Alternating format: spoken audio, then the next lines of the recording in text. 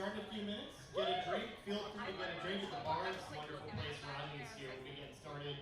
We got some time, so go on, get settled in, get a drink. I will go think about that whenever. Thank you.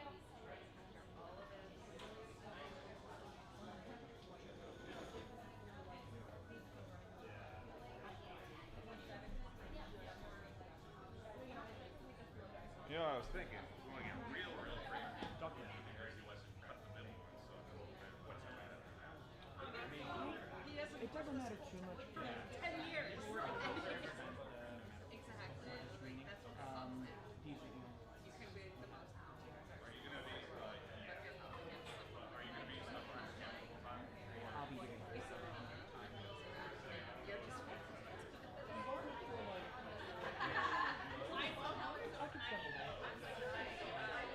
That's fine.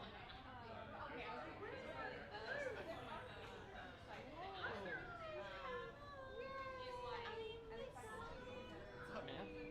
Good to see you. Welcome.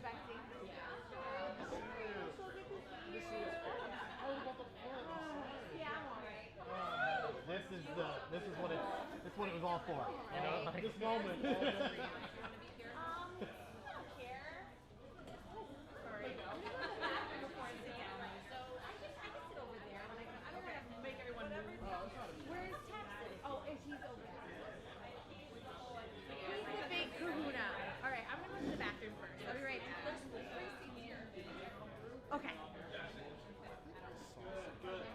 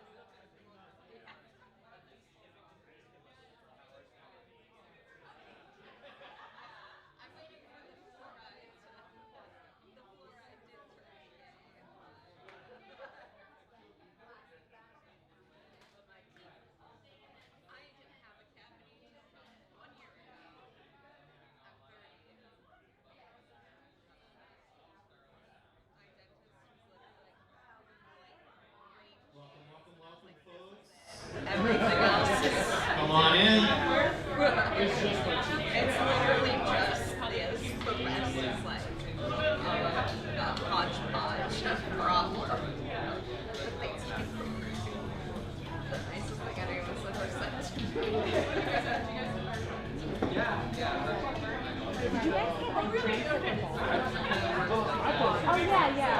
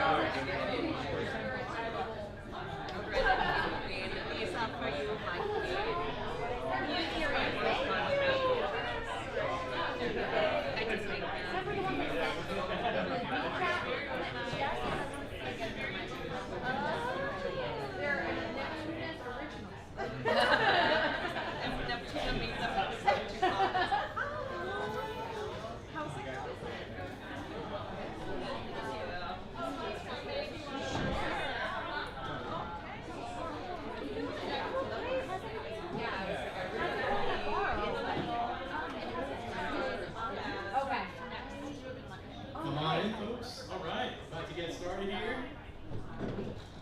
All right, welcome everybody. Welcome to the second annual Beyond Film School Film Challenge screening. Thank you for coming. Okay. My name is I am an actor, which is one way of saying I'm new to New York City. So I actually did not act in the film that I was part of this year. I was part of the crew. And I was a script supervisor and editor for No Rhyme or Reason. Do we have any people in the room? So No Rhyme or Reason, one of the four short films that are being shown tonight. So let's talk about what is this? What are we doing here for those of y'all who might not know? So the Beyond Film School Challenge is part of Beyond Film School. Now Beyond Film School was started by Amber M. Sherman, who's of course here tonight. Yes, Amber M. Sherman. So Amber runs a PA training course that is both online and in person.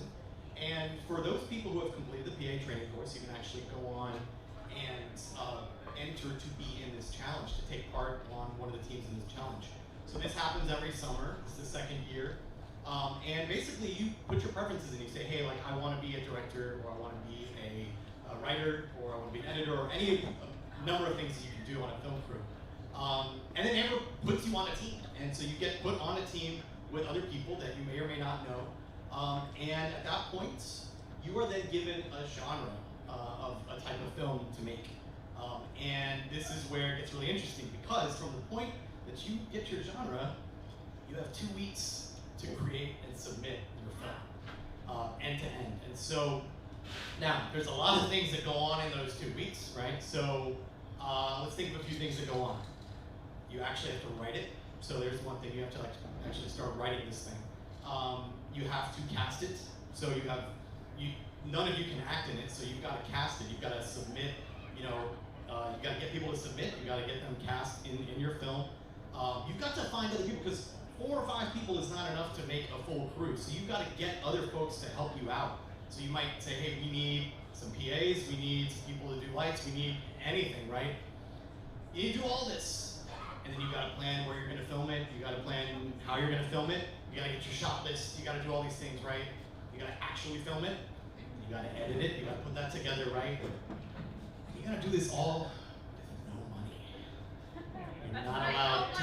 No money. You're not allowed to spend money, said Amber. And so that's kind of crazy. So it's like, what do you do? Well, you find a location and let you film, right? You get, what equipment do you have? What do your friends have? What can you use, right? But there's a reason for that, because it levels the playing field, but also it makes it so that people are resourceful. And I think that was a great skill that we all learned. How do we just figure it out? How do we figure out how to make a short film, right? So there's a theme. This year's theme is the unexpected. So that could mean a lot of things, right? But how do you incorporate this theme that's been given to you in this challenge, right? There's some requirements to that. Each film has to include a jump of some kind. Well, what does that mean? Well, one thing it doesn't mean is a jump cut. That's what Amber said. It's gotta be a jump cut. It's a jump. That'd be too easy. That would be too right. Yeah. I'm an editor. So okay, so you gotta figure that out too. So what are you gonna do? You're gonna make a jump of some kind, right? So there's things that you have to meet, some criteria you have to meet. Now this sounds pretty hard, but we also had the benefit of a team leader. And this is a person for each team that was drafted onto our teams. And I would like for the 4 team leaders to please stand up so I can recognize them real quick. So we've got, if you're here, stand up. We've got Rob Tierney over here. You can see Rob. All right. I saw Jason Ortiz earlier. Where's Jason? Jason's not here. There's just Holly Andrews. Is Holly here? And Alexis Jeffries. I'll tell you what. These team leaders were amazing. They were answering questions. They were providing guidance. They were pointing us in the right direction. They were pushing us and prodding us and just making sure that we understood the things we have to think about. I think honestly that's probably one of the biggest things was like, what do we have to think about that we haven't thought about? Well, they know that and they're proactively talking to us about every possible thing. So this is really helpful to have all these things, right? So you got all this stuff on your plate, you got to do all this with no money, right? So this was quite a challenge. It was finished up a couple weeks ago. We got to that point, right? And when my team shot on our day, it was a Saturday morning, and we had to be there at 5 a.m. The crew had to be there at 5 a.m. And that reminded me of something that I learned in Amber's PA training course, which was that I really want to be an actor. Wake up at 3 a.m. So without further ado, I would love to bring up to the stage the founder of Beyond Film School, the reason why we're here, Amber and Sherman.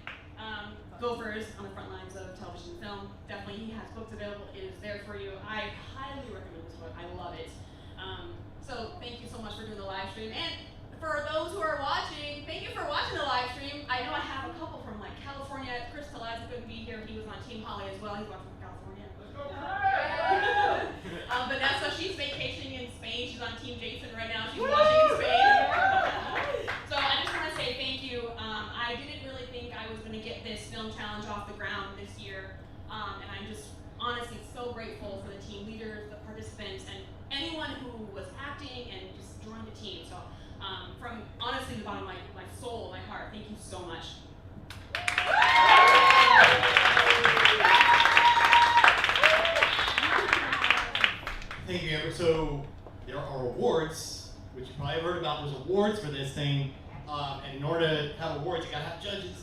So, so we have some wonderful judges here, and I'm gonna introduce them, give you guys a little bit of information about our judges here today. So, Alana Rafferty is here today. Alana was involved last year in Film Challenge as a mentor, as a team leader, and has been working in independent film for the last 10 years as a director, writer, and producer. Her 2019 short horror film, Mutiny, was screened at over 10 film festivals and was acquired for distribution by Shorts TV and World of Death. In 2022, the short film Fraud, in which she was an associate producer, premiered at the Tribeca Film Festival and was named one of Awards Daily's 21 best films at Outfest in the same year. So she most recently finished work as a producer on The Fencer from writer-director Nicholas Marchetti, which received a grant from the Russo brothers, Italian-American Filmmaker Forum. So welcome Alana Rafferty here as one of our judges. Mr.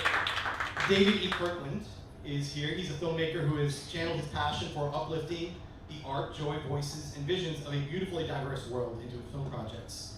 He produced the documentary film short Outside Her, which explores the intricate layers of identity, resilience, and the power of self-discovery in the lives of women navigating complex societal expectations. He is a producer on the limited series Faces, which is loosely based on the critically acclaimed book by Derek Ball, Faces at the Bottom of the Well. The series explores the haunting realities of systemic racism through an Afrofuturist lens, offering both a reflection and a reimagining of the struggles for justice and equity in our current time. Before transitioning to film, David served on the faculty of NYU for 18 years as a distinguished professor of English and urban education, and he earned his PhD from Michigan State. In addition to his filmmaking endeavors, David is the founder and CEO of Forward Ed LLC, which is an organization dedicated to transforming education through equity-driven practices. That is David E. Kirkland. Welcome. Thank you for being with us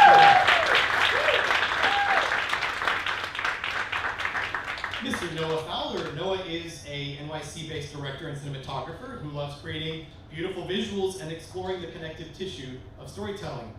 His combination of stylized world building and technical fluency has led him to collaborate with the likes of Droga 5, BBDO, Media Monks, Mechanism, and The Atlantic.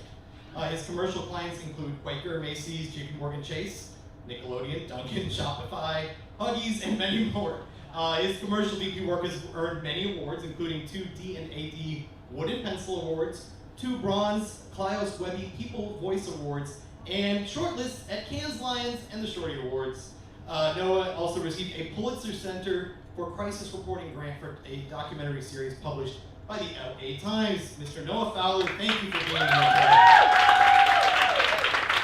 So after each film is shown, we're going to go through and we're going to give a couple minutes for the judges to kind of mark down their scores on their paper, and then we're going to give the mic to them to kind of give some thoughts for a couple minutes there after the film. And then we're going to also open up to the crowd to ask some questions and just kind of like get a couple thoughts in, just brief kind of stuff there. The awards, what are the awards? So we have Best Screenplay, Best Cinematography, Best Editing, Best Direction, the Best AD award, which is special because Amber is an AD, so there's special criteria there. Amber's got that down.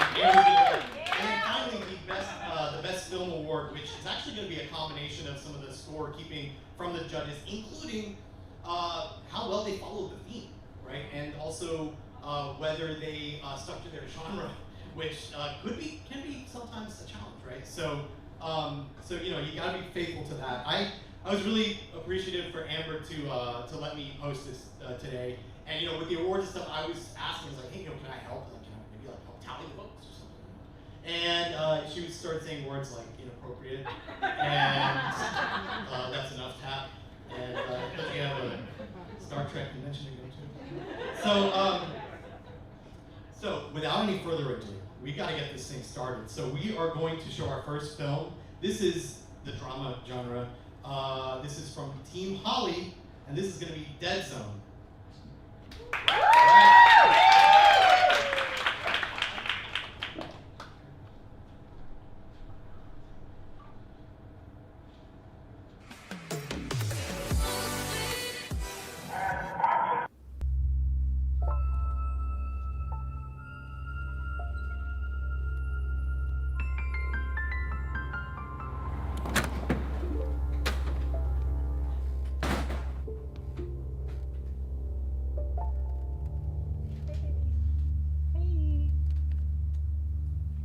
Hello.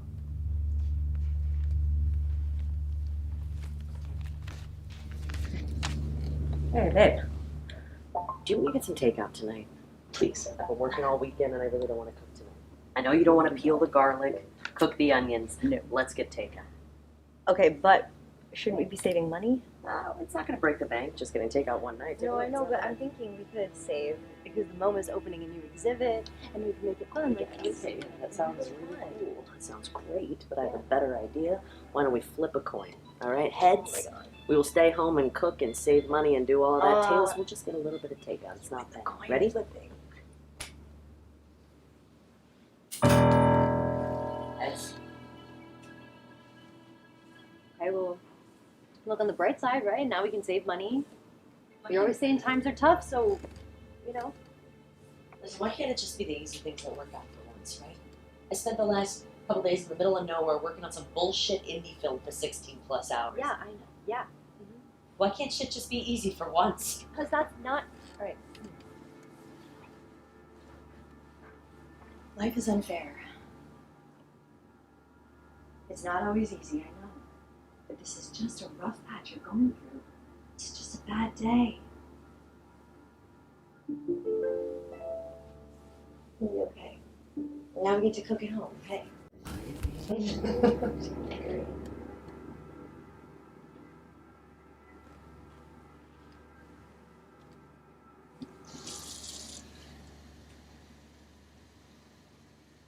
So, are you ever gonna do anything with this? Or is it just gonna sit around doing nothing?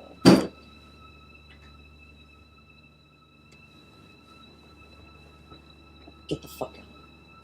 Get the fuck Babe, out. okay. Get the I'm fuck so- out. I Get was the just fuck kidding. out of my apartment. Were you kidding? Yeah. Such a funny joke. Finish the joke if you're No, gonna start. babe. Finish the No, fucking I don't joke, want to Selma. joke. Finish the fucking joke. Look at me. I can't. Look at me. No. Look at me. No, I can't. You can't. You can't even give me that respect. You love the camera more than you ever loved me. Oh my god. I love the camera more than I've ever Yeah, loved and you. I'm tired of being an afterthought in your life. I am so sorry that I have literally spent years, every day going out there, making money, try to support us.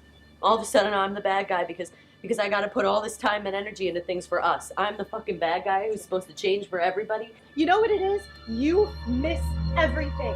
Everything. Every major milestone, every big event we've ever had has been cut short because you couldn't say no to a job. You live in the future. The future, you just can't be here with me in the moment. I don't know how to be in the moment. Yeah, I know. You knew who I was when we started dating. I literally told you when we started dating who I was. You loved that I was passionate about my job. All I ever gave you was love. You sacrificed everything to protect something that doesn't exist anymore. You live so much in the future that the present becomes the past that you tried so hard, and you just take me for granted. You just You're assume right that I'll here. always be around. You're right here. I'm right here. What are you saying? I thought you would change. That you would think for me. And I tried to get through to you. But I couldn't. I still can't. I love you. I love you more than anything. I love you more than I love myself. And that's exactly it. I don't want that anymore. I don't know. So why are you here? Because I wanted to end the conversation the way that we always wanted it to end. To give you that closure. Because Selma. I want to show you that you're strong enough to move on. You've tried to forgive yourself. You need to. Selma, you're not making sense. We literally took photos together last week. The dates are right here on this camera. Billy, No, look at I'm gone. Look at the photos. Billy, I'm look gone. at the photos. Those Look at were them. taken 2 years ago. You need to let go. It's possible. It has the date on there. Can't keep living like this. I want to show you that you're strong enough to do that, to move forward. I don't know how to live life without you. Selma. Hey, I don't want to be without you. Can't do it. I'm not going anywhere. I'll always be with you.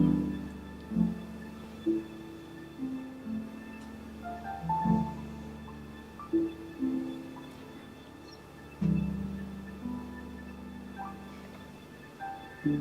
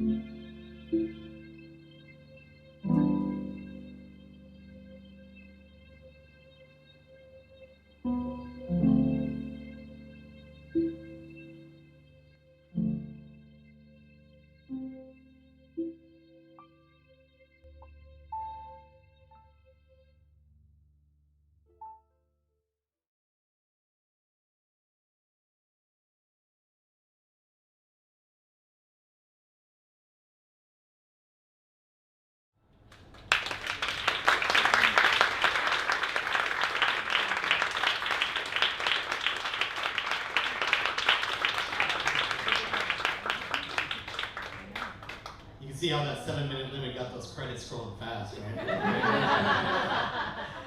All right, we're gonna give the judges a couple minutes, and then we'll reach out to them and talk to them.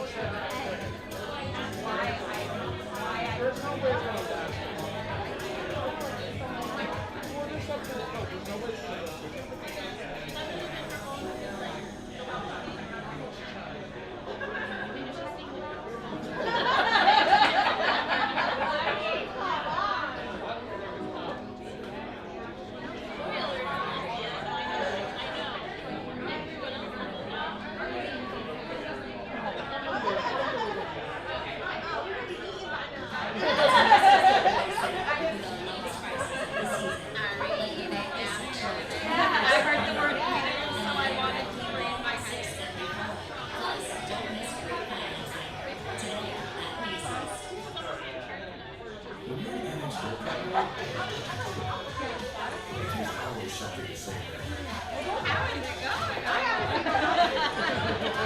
like, oh, it's me having a mom being I'm so glad I got myself that not eating for 4 hours.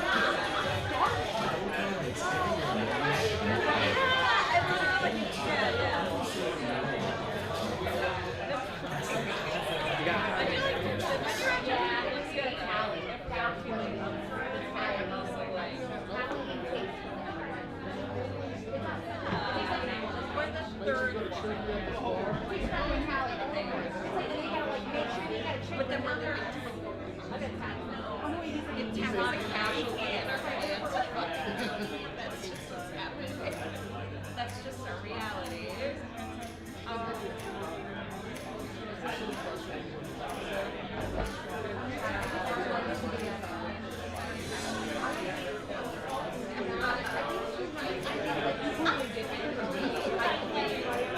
But I'm gonna be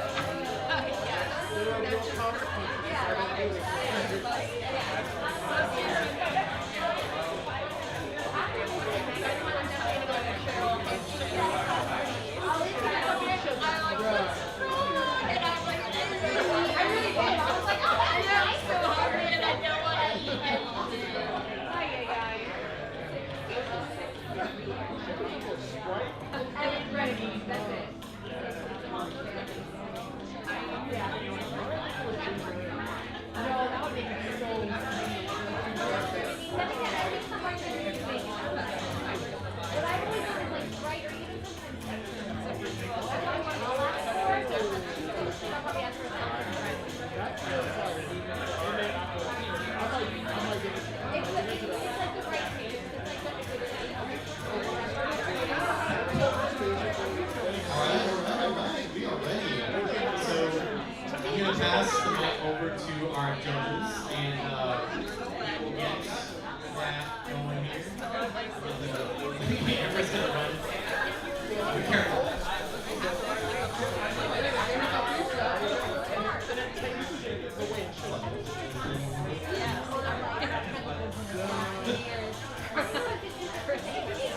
We do this to music.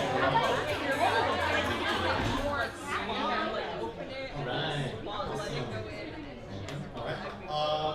Any judge in particular wants to go first? Alright, well, just generally, this was a great way to start off this short film challenge. There's a lot of really great stuff going on here. I thought it was very interesting. It started off almost a little comedic with the editing and the music in the beginning. 'Cause the editing cut pace and the music was so quick moving. It felt slightly more comedic, but then once we got into the apartment and we got into the argument and all that, that felt way more kind of just grounded, and the camera work was really naturalistic, which I really liked.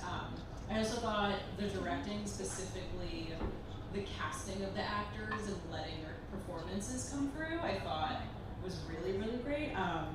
My one slightly bigger issue I would point out is there seemed to be some audio issues where the room tone would be really, really intense, and then I would see the mouths moving, but I couldn't really hear what they were saying. But that also might be the speakers here or something. But yeah, I thought they did a pretty good job with the theme, and I thought, again, once that coin toss happened, they did a really good job of falling back on the writing and the acting, which are kind of those two pillars of drama. So yeah, great job, guys.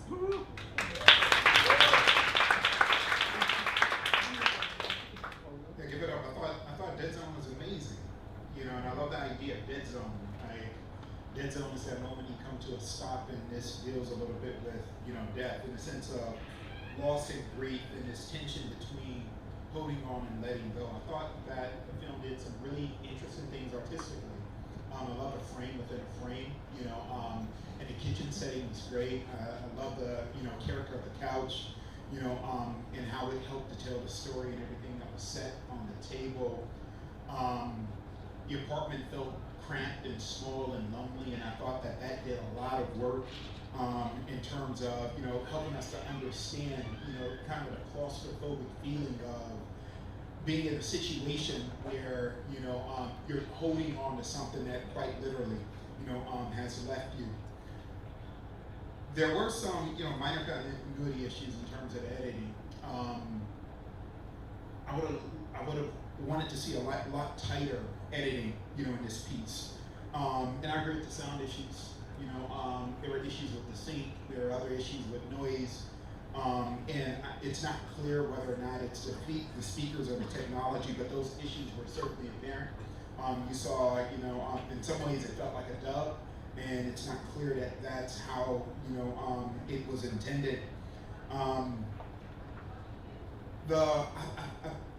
I think the piece was written well. However, comes a question where, or that point where you have to question whether or not writing is cliche. And it feels like the ghost story, the disappearing lover or friend or loved one, has been done. So I was looking for, something, I was looking for a twist even on that, and that felt a little expected, even though it plays on the unexpected. But all in all, I do think that, many things in this film went extremely well, not taken away from, just the beauty of, the space, the artistry, some of the, kind of like choices that the cinematographer made and the director made, I do appreciate it. So. Yeah, just to piggyback on all that, congratulations to the filmmakers. It's a super cool short. It's watchable. It's definitely a drama. And yeah, I thought well, let's see. I think that it was interesting seeing a character go through like such an explosive arc of grief in such a short time, which it sometimes felt a little heavy-handed, but at the same time, like when you're going through a period of grief, like you have a lot of energy built up into everyday tasks. So it was interesting to see the surviving character. I actually don't know the actors' names. To be reacting with extra energy to pedestrian situations. And it kind of like set the stage for me wondering, why is this person so over the top about this really normal night, in with her partner? So yeah, I actually, at first I was like, oh, this feels like maybe this is a little like heavy-handed, but at the same time, it feels like there's like a good justification inside the story for that. So I came to appreciate that at the end with the twist, which is that, obviously one of the people in the partnership is gone. I really enjoyed the camera in the scene as a motivating prop, like for her career and the tension against the relationship. It was cool using that as like a locus into like the pressure that she's feeling outside of the apartment without having to go outside. And I thought that was a really effective use of the prop. I didn't really think that the kitchen sink shot where she's just like filling up a cup, or the actor's like filling up a cup, like made sense, and I think you could have like lost some of the what felt like B-roll in those moments. Along those lines, I found myself just looking for kind of the things that are the required elements, like where's the jump, where's the close-up. Actually, all three of us missed where the jump was because it was so elegantly placed right in the beginning of the movie, where the character jumps out of the way of the dude on the street. And I think maybe I was looking for something that was like way obvious and like embedded in the script in a more meaningful way, but at the same time, it's there and it worked, and like, like congrats, because it was fun kind of going on a little bit of a hunt for those things. The close-up, one of the required elements, also I found myself trying to find it in there, and we were like, oh, maybe it's a Chinese menu, maybe it's that sink shot, things that like feel like kind of motivated B-roll, but I actually think that the best close-up in the whole piece is when the two actors come together and they lean their heads against each other in this like moment of understanding. So yeah, probably the cinematography had like a nice mix of wides and tights that really felt like they were carrying through the emotion, and I enjoyed it. Thank you so much for we'll take real quick any couple thoughts, maybe one or two thoughts or questions from the audience, just to kind of keep moving. We'll just take maybe a couple if we have any from the audience. And I'm not sure how many filmmakers we have here today. I'm sure we have some of them. So if there are any questions or thoughts to them. Anything from the audience for Deadzone? Go Team Holly! Woo! Go Team Holly! All right, so we're going to move forward to our next film, and this is a psychological thriller. This is Team Alexis. The title of this film is Soulmate. All right, take it away with Soulmate.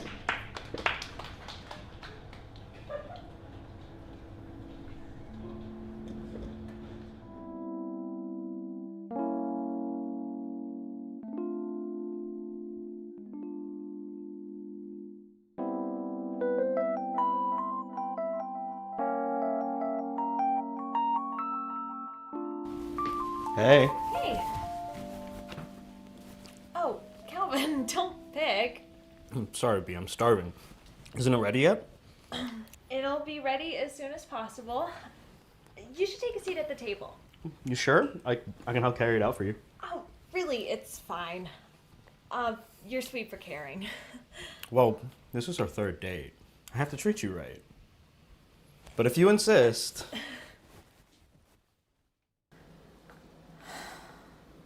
Tonight is going to be great. Disgusting. Stop. It's going to be fine. He's disgusting. He's just a little hungry. He rushed you. He called you B. What if he embarrasses you in front of everyone? He won't. He's different. He's got a good job. He's caring. We'll see.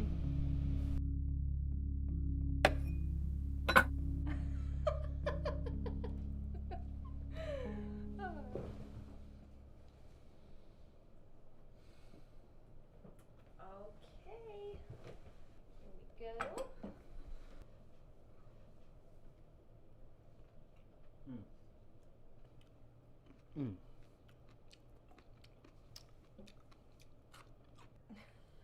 Wow, guess there's no need to wait for Grace. Oh, Kelvin, slow down. It's not going anywhere. Sorry. I let myself get carried away. Disgusting. Can you really stand these noises? I told you he'd embarrass you. He's not going to work.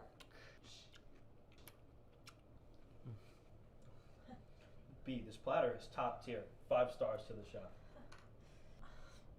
Thank you. I'm glad you're enjoying it.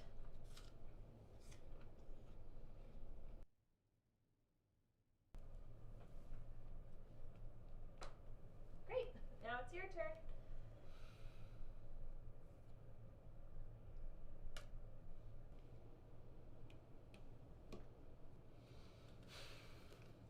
Hey, what if we go out? My friend's throwing a party tonight. It could be fun. A party? Yeah, after we finish the game. It's just a suggestion. We don't have to go. Are you not having fun? I am. I thought it would be fun to go out tonight. It's my favorite game. You don't love it. I told you, he's not the one. B, we can keep playing the game. I'm sorry I even brought it up. B, are you okay? Don't call me B. My name is Beatrice, not B. Beatrice. Okay, Beatrice. I'm sorry. First you stick your grubby hands in the grapes, then you start shoveling food in your mouth like a toddler, and now you want to go out instead of playing my favorite game, embarrassing me in front of everyone! Everyone? At this rate, you'll never have a happy relationship like ours. You're going to die alone, Beatrice. Shut up!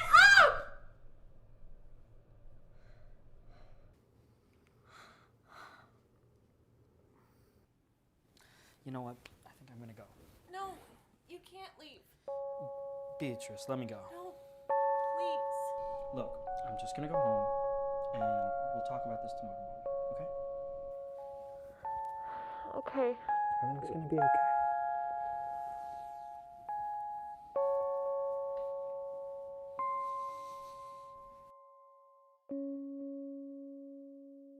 He's going to tell everyone.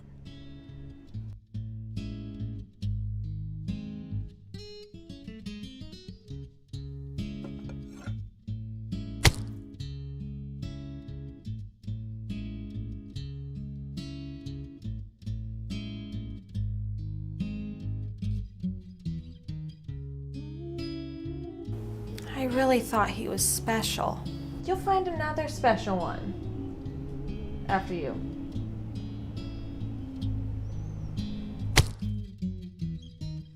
I don't know how it started. I just know that I want it to end. Don't want you on my mind. Just let me be instead, cause I'm a hot mess. Alright, we're gonna give our judges a few minutes and we'll be ready to keep going here soon. Woo.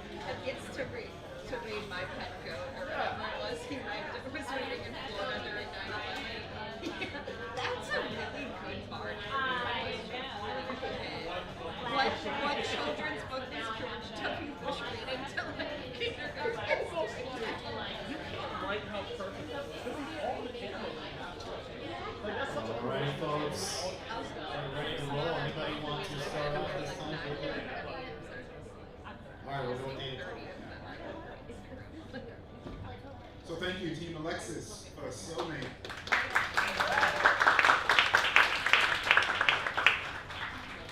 Again, I love so much about the way that the teams are playing with titles. I can get so much out of Soulmate based on what we saw. Is the soulmate the individual in the room, the male-presenting person who occupies space, or is the soulmate the person who stands beside her, who is her alter ego? There's some questions, about that, and I think that the filmmakers do an amazing job of, just playing with that and playing with those ideas. I also thought that the unexpected was extremely unexpected. It was so unexpected, my eyes popped out of my head while I'm watching it, and it was seamless and it was well done, and I felt like I was on a roller coaster ride. I didn't know what was going to happen. In 7 minutes, it took me a lot of different places with a lot of different emotions. I do think that the short achieved a level of social commentary that I think is important to, kind of like highlight and commend Team Alexis on, and that is this idea of what it means to be in a, female presenting body and space and all the layers of gaze that sits upon it, and how those gaze, are internal and how they can split from you, and become a voice, and then the gaze that you bring into the space too. And so when the friends we found out were figments as well, it became interesting, and that social critique, was highlighted. Only a few things by way of, critique the sound levels. The sound levels, appear to be off. I don't know if it's the technology. It seems like it may be, the film itself. We're going to mention, and other people probably saw it too, the boom mic, in the background. We saw the reflection. But all in all, I thought it was great. I love the Foley, in this, in terms of sound. Yeah.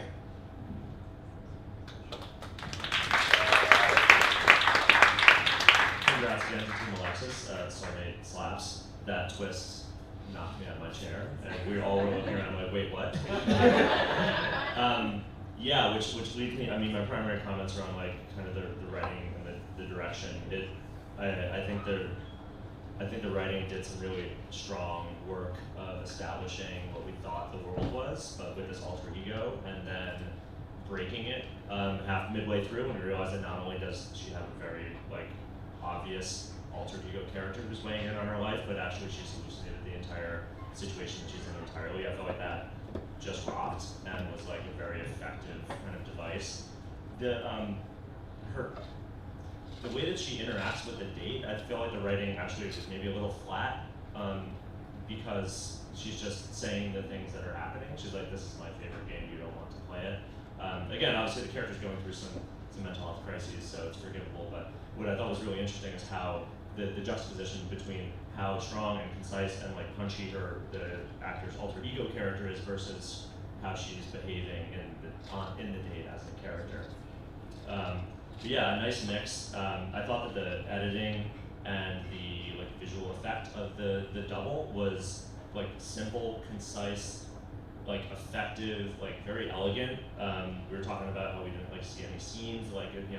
It was just a very well executed idea visually. That said, I think the cinematography had a couple of challenges, which were just little nitpicky stuff. Obviously, everyone's working on no budget with favors and friends, but often in that opening kitchen scene, we had this really lovely contrast ratio between the light and the dark, as we're looking at both characters in the two shot, but then when we cut to their singles, they're very flatly lit. And it's just something to keep in mind, as everyone's making movies, particularly you want to help your editor out, but you want it to feel like it's in the same room when you cut between your master shot or your two shot and any of your singles or close-ups. And sometimes it's just a matter of making one side of the face a little shadowy so they connect. I felt like this kind of struggled with that in some respects. The other side that I would want to comment on is when they go from day to night. Obviously, you have this nice little effect looking outside of B-roll where you darken the frame to show that it's nighttime. But then when we go back inside, we've simply just made the frame darker. And one thing to consider when you're trying to change levels is that you still want to have and see motivated light sources from inside the room. So you don't need to just make the room darker to show off that it's night. You can a lamp, you can turn on something that creates a pocket of light within the room that allows us to still continue to light the character's faces so they feel like they have something on them. But yeah, overall this was like awesome, and yeah, like what a surprise and what a delight to watch.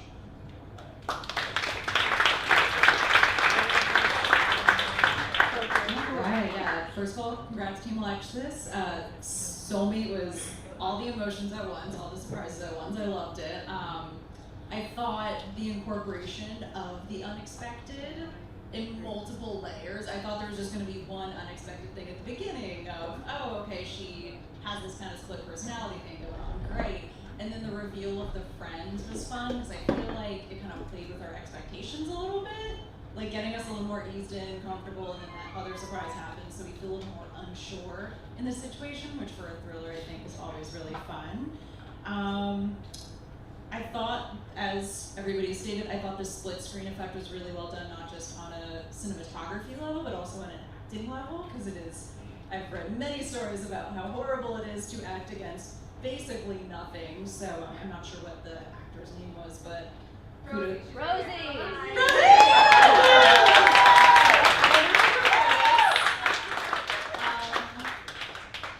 Yeah, it was interesting, because I kind of had a similar note from the first film of, I felt that it was just kind of like a straight comedy with that very Wes Anderson style, everything is centered on the cheese board shot, and those first couple of moments of interaction between the couple felt very kind of like easy breezy Nancy Myers, and then obviously once the split personality element comes in, it's interesting. I thought it still felt comedic, but in a very fun, thriller way, sort of like a Coen Brothers film where you're laughing but you still feel very unsure of what's going on.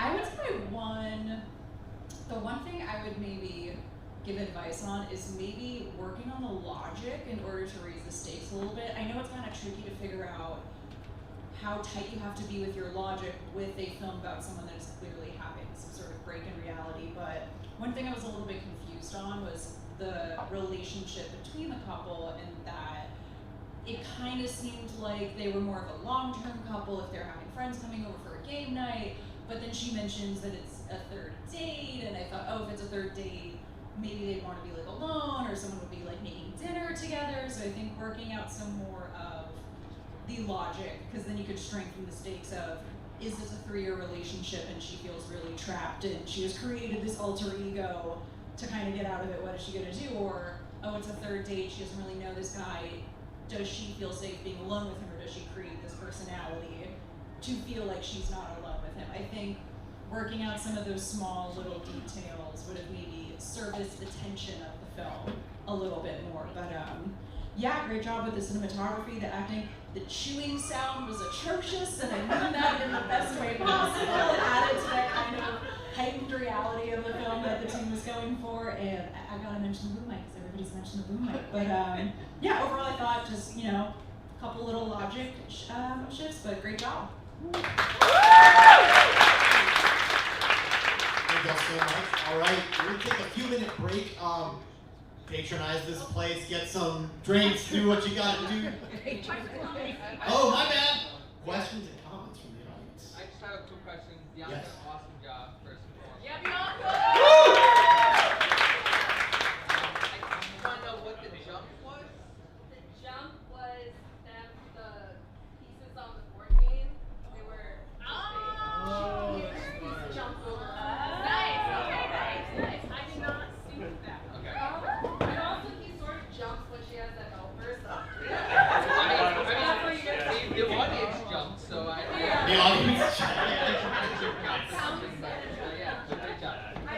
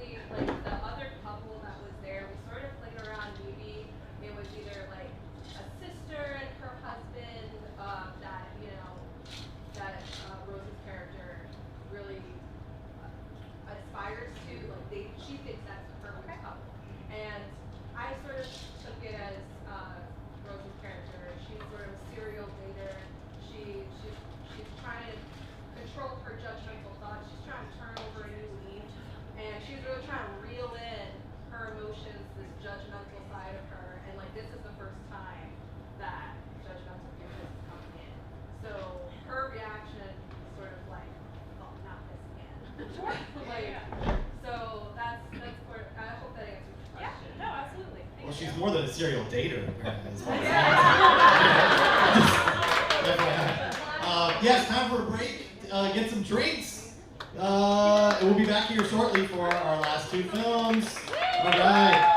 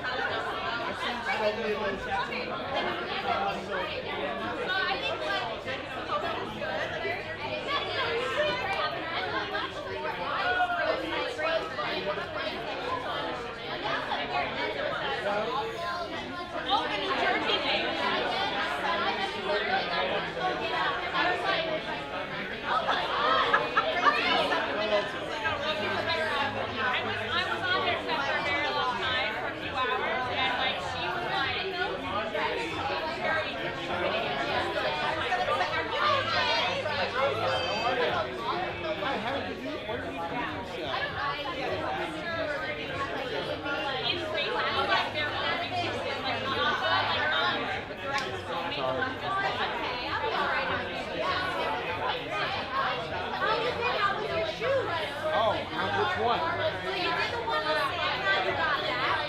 Yeah, that one I got. And you did that already? Right. No. I got a callback. Okay. And I haven't heard from it. Well, then you did something else now. Then I did something responding to something on Backstage. And they cast me in it, and I did that last week. And it's getting a lot. That's really a number of things. The one that we talked about, got me the callback. I haven't heard from it. Okay, you haven't heard about the client. No.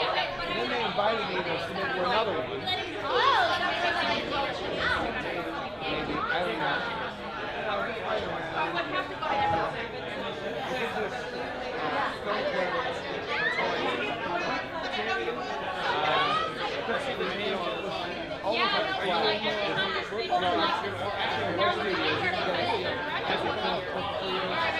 So I did one of those.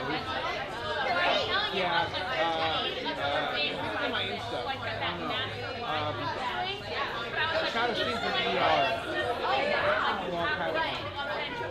And I'm putting it on back in class. The scene from him. Then he's filming. He's going to film. Then I'm going to start studying the set on Shakespeare. And then a business class that they're doing on Saturday.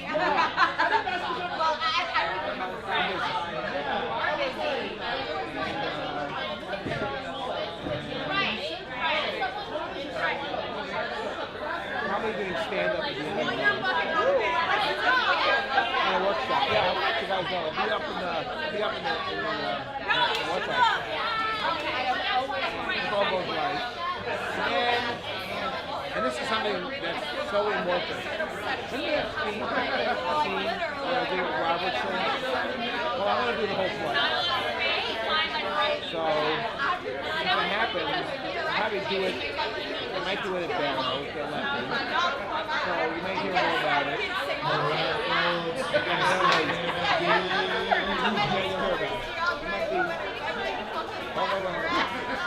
I just don't know yet if that will happen. I took to heart the thing that the which is like, you gotta make your own. Do it. So, I put up casting notes.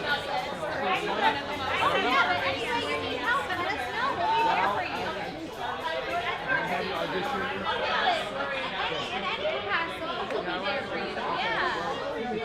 Kind of being more efficient. I gotta kind of do. I mean, we'll audition and like we need people helping, especially we got a business. And then once we start the big person. New York City. New York City. Alright. So we have 2 more films left here in for our challenge. We got some folks coming back. So come on, yeah, it's all good. We are all good in the house here. All right. Okay. All right, our third film. Our third film is going to be Team Jason. All right, Team Jason. Yeah. There's my Team Jason. All right. Simply put, this is comedy. That's the genre. Nothing else to say. So this film is Team Jason, our comedy of the night. This is called No Rhyme or Reason.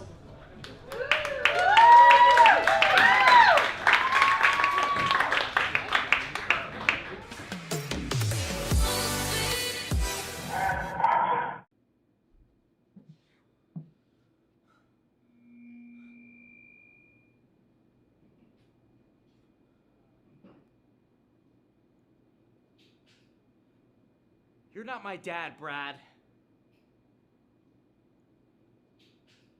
You don't always know what's best, Jeff.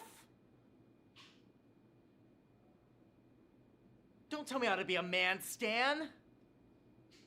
Thanks for coming, by the way. No one wants to live with It means so much. Oh, I'm so nervous. Took me 2 months to finish this, and another 2 weeks to get the balls to show up. I wouldn't trust any bitch whose name rhymes with narc, Mark. So, what'd you think? He literally just rhymed insults with the names of all of his stepdads. He rhymed skank with Frank. I mean, he realizes he said that about his own mother, right? Thought it was good. A local legend, Catherine. We are gazelles. Vulnerable and quick, but not as quick as the corporate lions ready to. This is why everyone hates vegans. We will be ready to receive the gifts of Mother Gaia. Thank Mother Gaia, that's so.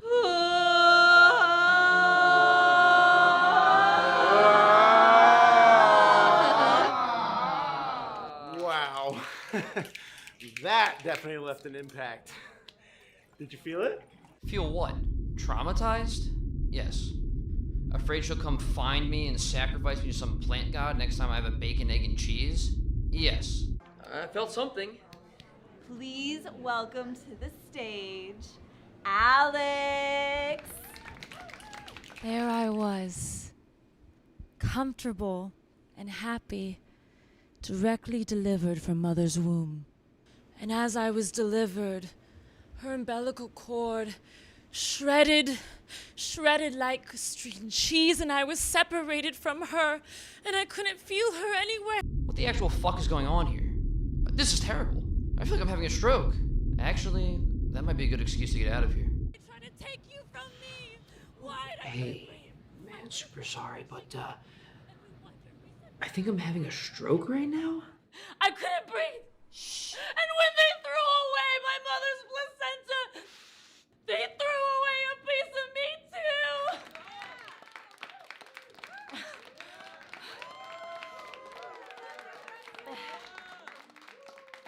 I mean, talk about powerful imagery. Powerful?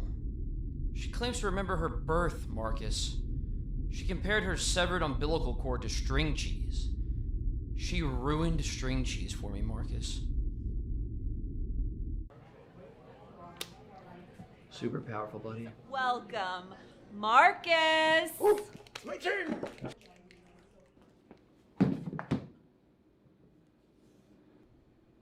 What does it mean to start over? To take a leap of faith. To jump from the end of one story to the beginning of the next. Sure, we fear we might fall. But could it be that the jump was the journey all along? How'd I do? It took you 2 months to write that? You did great, man. I'm proud of you. And that jump, I mean, that was impressive, huh? Hi, everyone. I'm Rowan. And I'm just realizing none of the other performers introduced themselves. If a spirit came to me and asked, what is to be human? I'd say that to be human is to constantly question if you belong, if you even deserve to experience your own existence, to realize how many people want to be in your shoes, but you can't stand being in them yourself. It's the guilt when you're sad because you really don't have a reason to be in the first place. When you know you should be grateful for what you have, but recognizing that makes you feel all the more empty inside. To be human is to realize that deep down, it's a painful existence. We're all lost, playing dress up.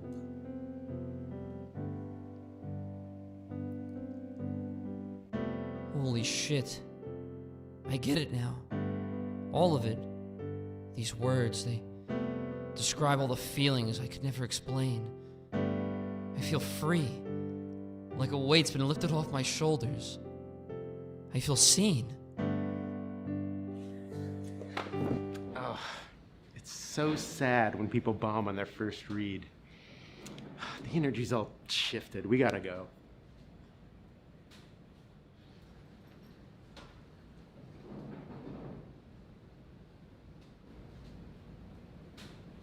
Are you kidding me?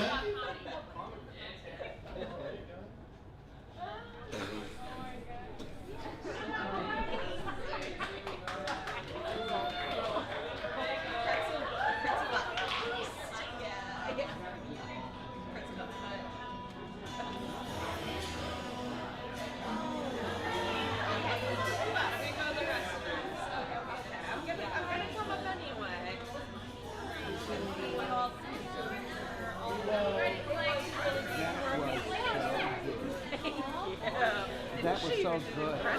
Pardon me, we're gonna sing past you, Brucey.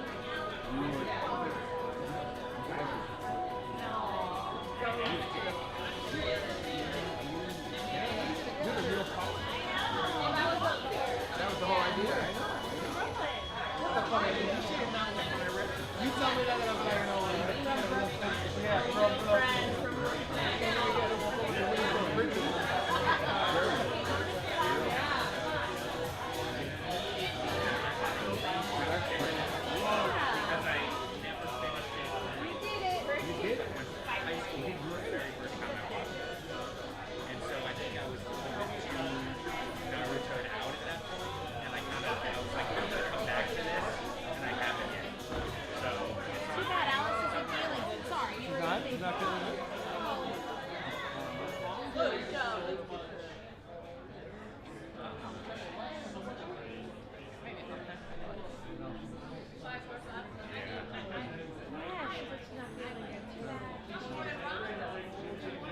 Anyway, sorry, you were gonna say something. No.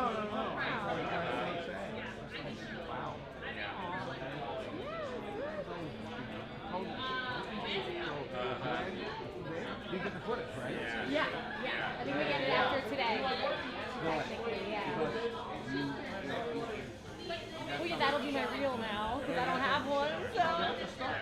Exactly, yeah.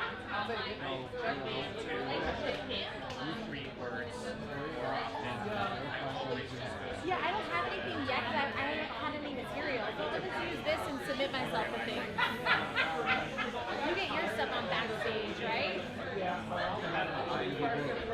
Oh yeah, I got the IMDb Pro. I can just send them to that. There we go. That's what I'll do. Put it up on the page. Yeah. Put it up. I have a page, so I'll put it on there. Yeah. I have a number of things. Yeah, I'll just put that, because you can put reels on there, right? Oh yeah, I have my acting reel. I'm missing something. I didn't realize that. Oh, I'm sorry. That I need the whole thing. I have a piece of it. I know I have the whole thing somewhere. I need to put it up because it's something that came up. I want somebody to come in and kind of a quasi-horror thing. I want the whole thing up.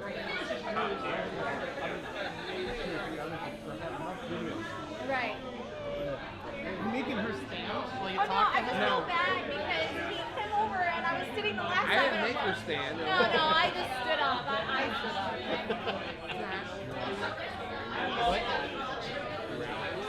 It's a great cast. Everything is so cohesive, man. I know. It's all very, very well put together. the two guys that did the improv. Yeah, they're part of my improv Yeah, I know class. they are. Yeah. Chad and Dylan. They So fun. really, really a lot of fun. So this was a really, really well done piece. The same thing. Like way up. Let's see what they think. I know. And that's how I think. I don't know that matters. You know, I saw one guy there. He was like loving the show. Okay. And you were out doing some jump thing. Movement during hours. Someone walked right in the middle of it. Oh, That guy walked right through it. Oh. When? He walked right in front of it. When?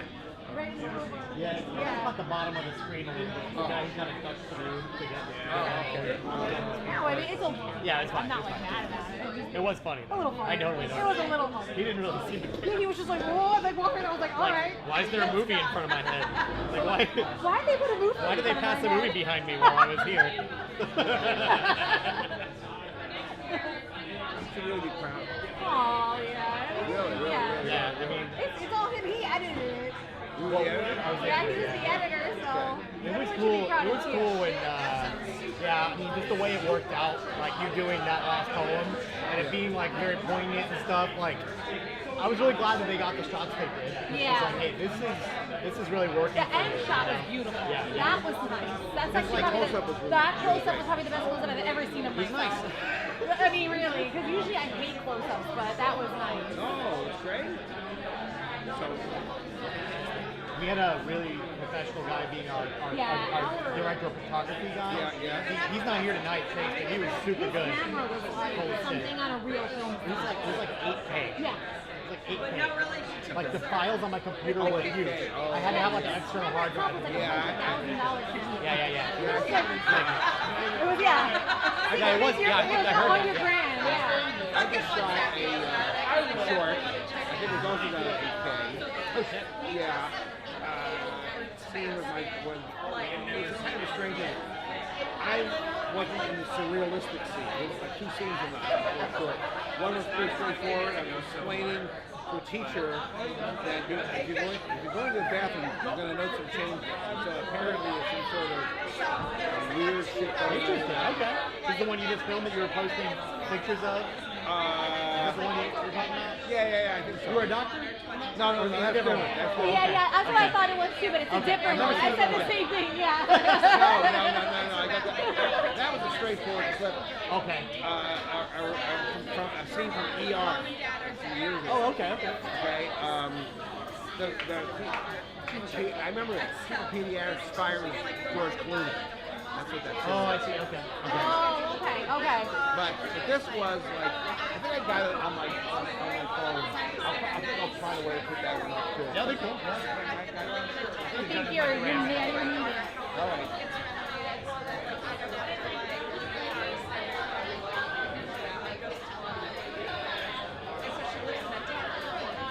And then of course it was popular in school meals differently. Like discovered the voice and shit. I was like, what are you doing here?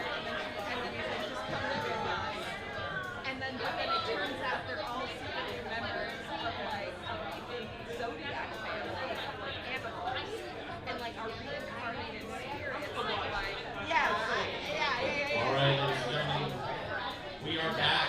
So let's pass the mic over to you. Who would like to start with Noah? Hey, nice job, Team Jason, for no rhyme or reason.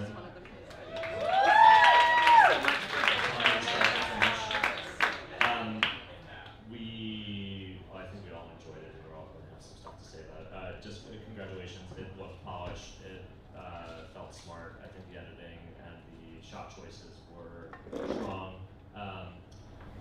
It did sound really good, which is nice. It just felt like it had a nice mix, and the internal monologue, the editing came together.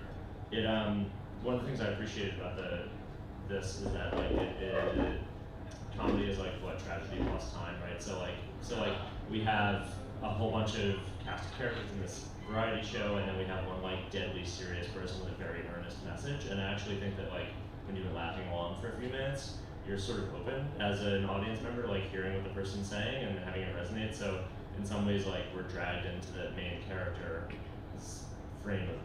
point. In the same way that he is, and it's like kind of neat that is the piece that resonates. I'm just gonna talk about all the stuff I liked. I thought the physical acting of the dude on stage was a blast. We were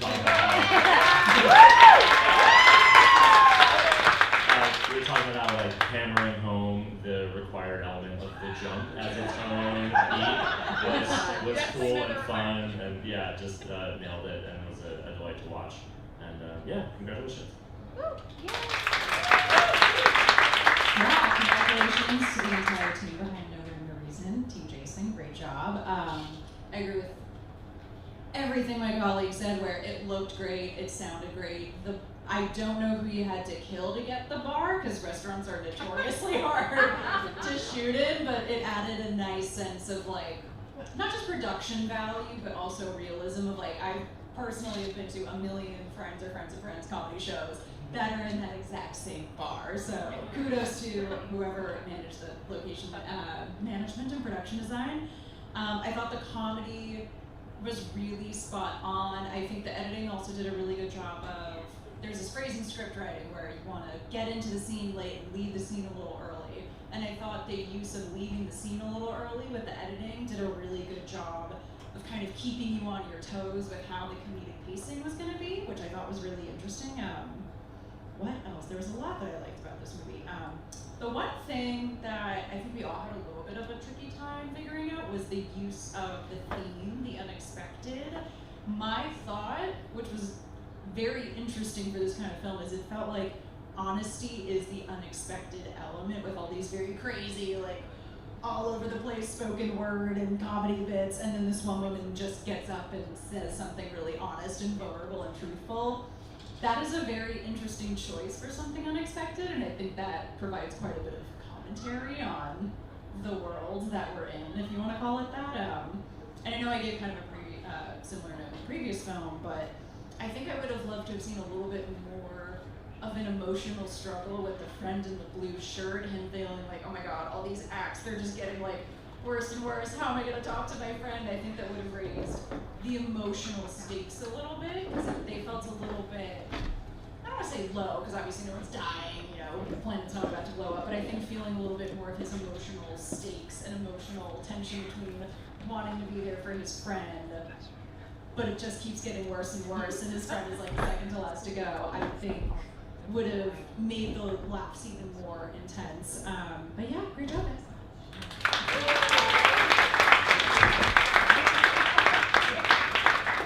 I thought this was great, so great, and I love when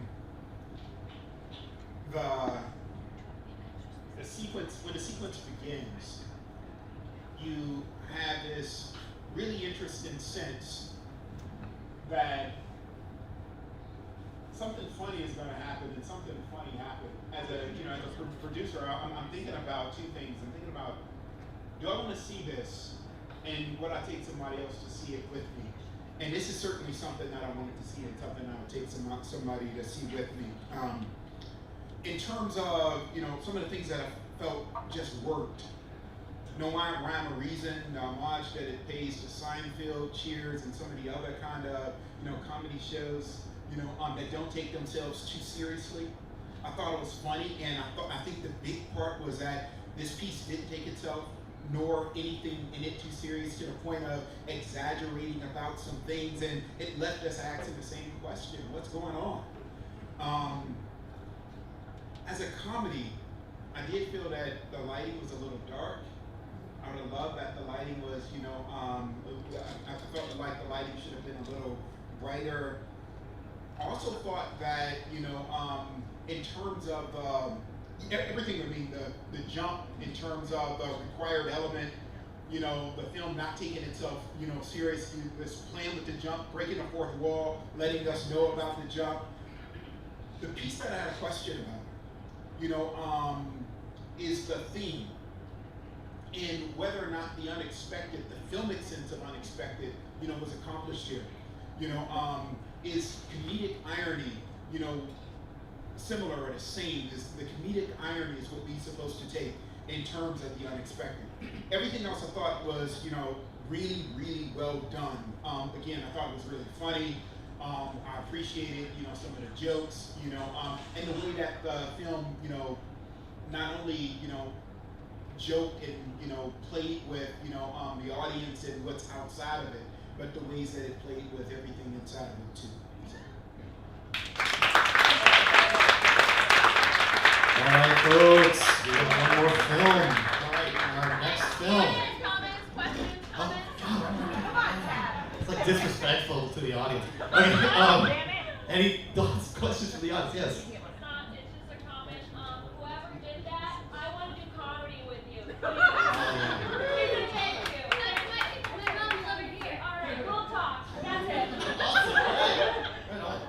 All right, other questions? Questions? We got one turn. Comments? Oh, I see one back there. The DeAndre. I mean, yes. So, how did y'all get that location? How to get location? It's just knowing people. Our team leader knows some people. We talked to some people, and there were good conversations that happened, and there were some very cooperative people that we thanked at the end. They're called Barrow's Tasting Room. That's the name, right? Yeah. It's in the Industry City area, so really awesome place. And we just had a really, we're very fortunate to be able. Yeah. Relationships, Amber says. It's very true. All right. Okay. Team Rob. Team Rob. Wow. This room is Team Rob. So Team Rob has a romantic comedy. All right. The title of this film is 5 Floors Up. Let's see it for Team Rob. Right on. Let's go.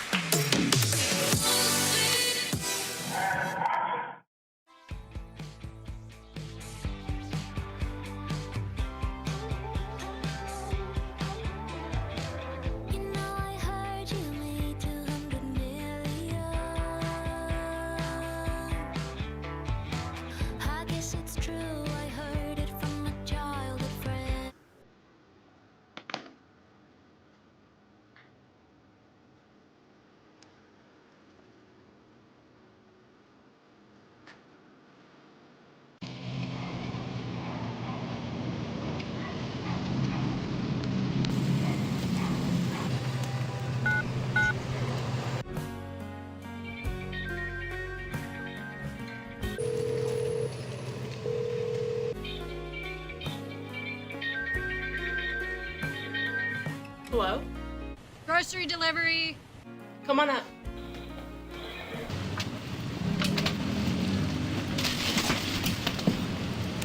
Come on up.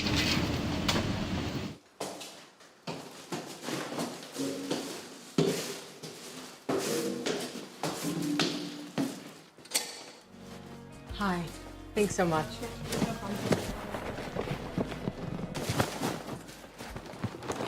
Thanks. Juggling's the best part of the job. I can take it if it's too heavy. I mean, yeah. Sure, this has to go to the roof, though, if you don't mind. Totally. Okay. It's only 2 more floors up.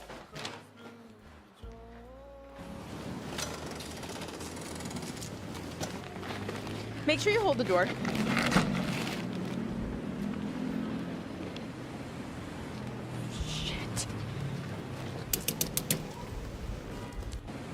Shit, I'm sorry.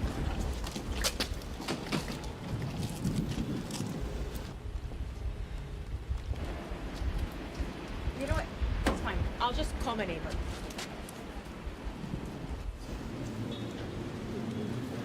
Let me borrow your phone really fast. Yeah, of course. Dead.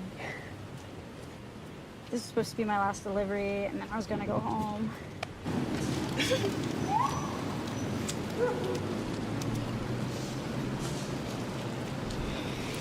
Well, looks like we live here now. People are supposed to start showing up in an hour, hypothetically. I'm more like 3 in game time.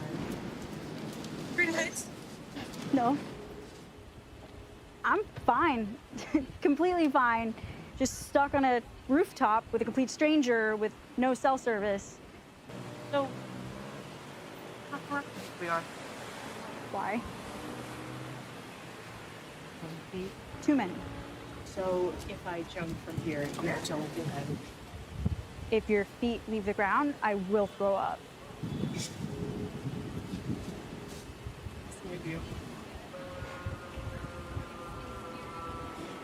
I can help you set up. Thanks.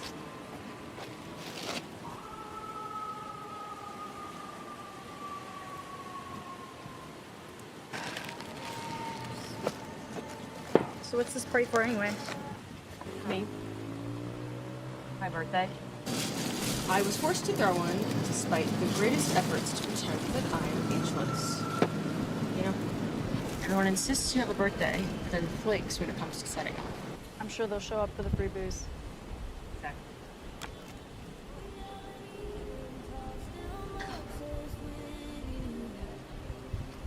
Love hot gin.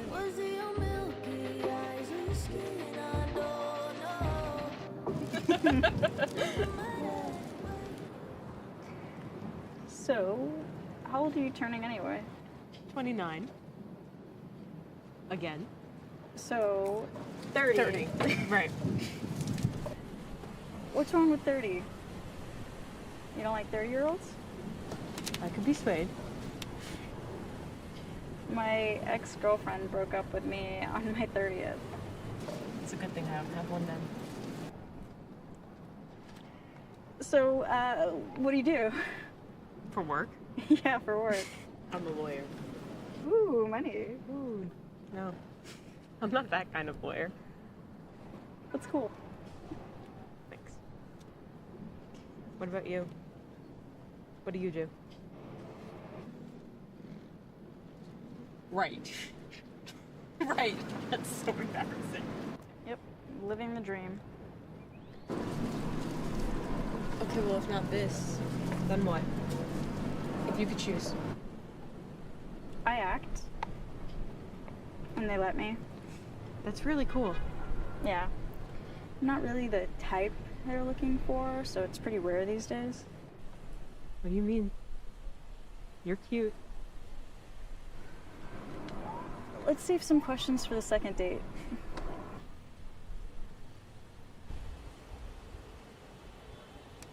Could I buy you another drink? Hope you're not expecting a tip. Next time.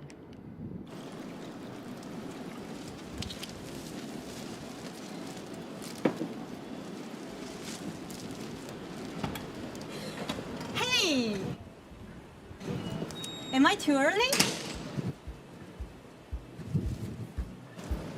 Dara? Did you know each other? Remember that ex I mentioned?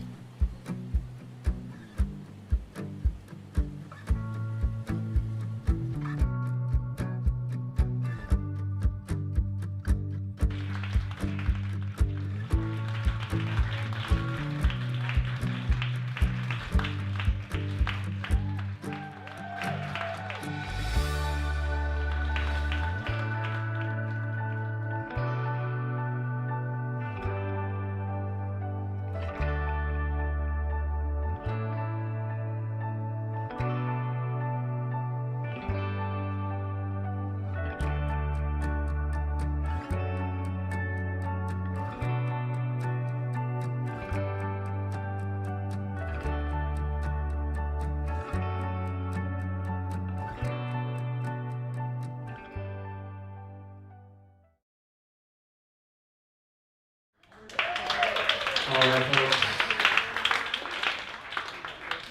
We're going to give our judges a few minutes once again, and we will come right back. So stay tuned, grab a drink, stretch your legs. We'll be right back to you.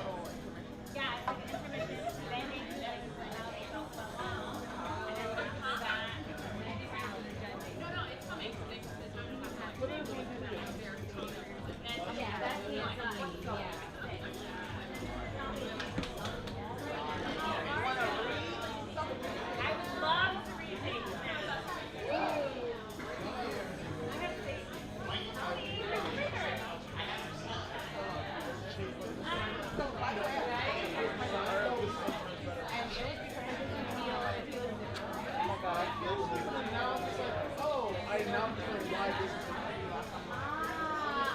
thought you meant like getting older, like everything.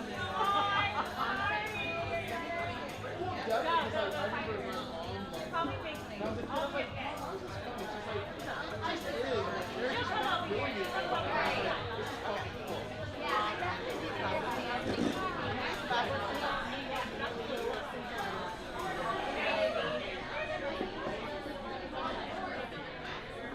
It's very specific. It's still like the most basic the nanny is the Even though that was shot in LA. It was still about you. Oh wow, that just shattered my perception. I did not know it was shot. But then okay, it's a sound.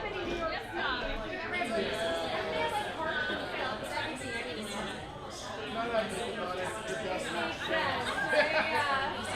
They don't ever go outside. Yeah.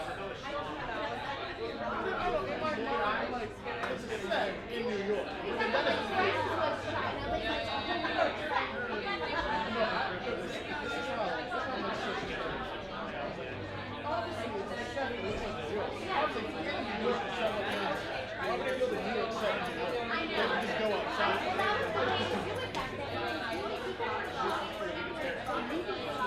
I don't think that it's just like actually to me, like I want to be like the way I feel about like the real.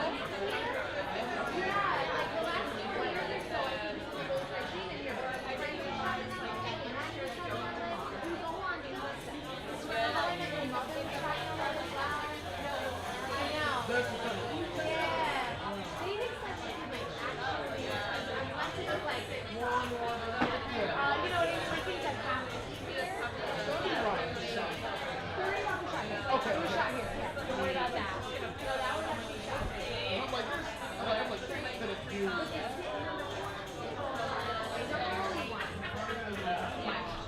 Oh, that's why everybody was moving. Exactly. It was only like only you know, like I said, that's like that. But they had it right. And everyone knew that they could have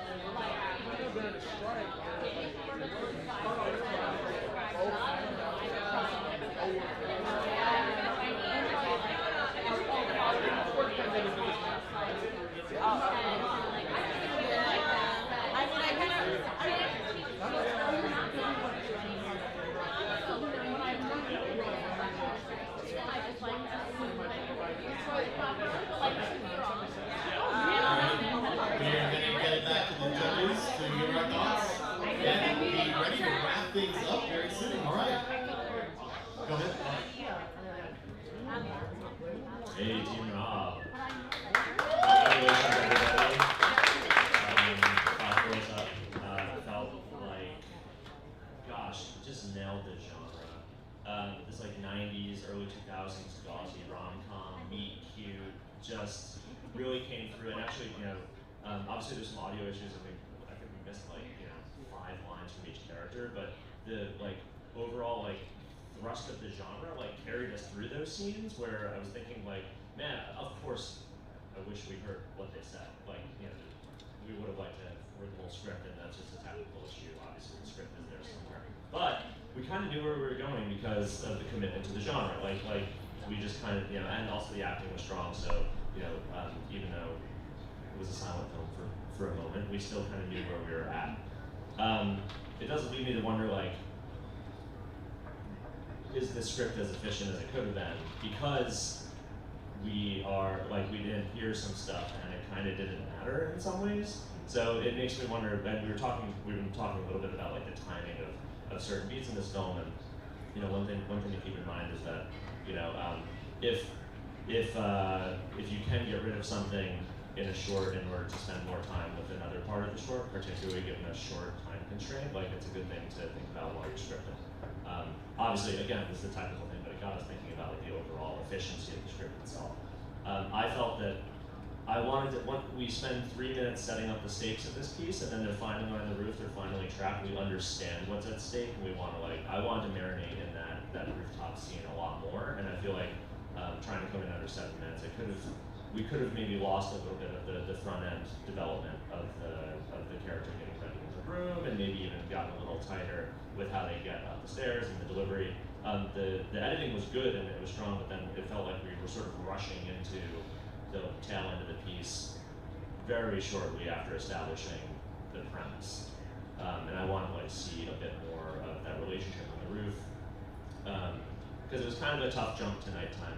We see that they go from dusk to nighttime, and so we're being told that time has passed, but it doesn't really feel like they actually know each other that much better. They've had a few drinks, they've obviously loosened up a bit, but then she's like, what do you do? And I'm like, oh, I want to feel that they've actually bonded a bit more when we get to the twist at the end, which is that it's actually the ex-girlfriend who shows up. But yeah, congratulations. It's really fun to watch, and it's cool to see such a strong commitment to the genre.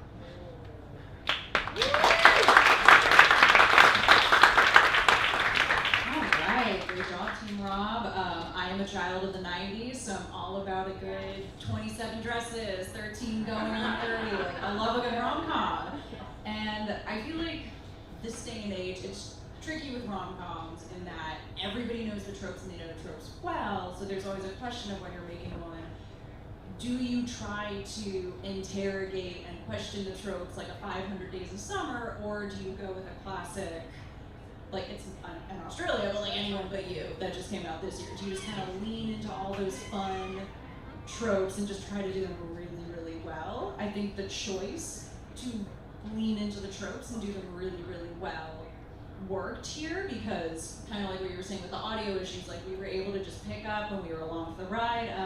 I also thought from a production standpoint, the choice of it's a rooftop 30th birthday party for a young professional woman in Brooklyn, I thought it was a really good job, and that it was very grounded and it used the resources the team had, but even with just like balloons and a couple of liquor bottles and someone's apartment with a little bit of set dressing and the cat, I thought it added really good production value that wasn't tricky to find, because I've worked on films where it's like the production value is really hard and it's really expensive, so I thought you guys did a really good job with that.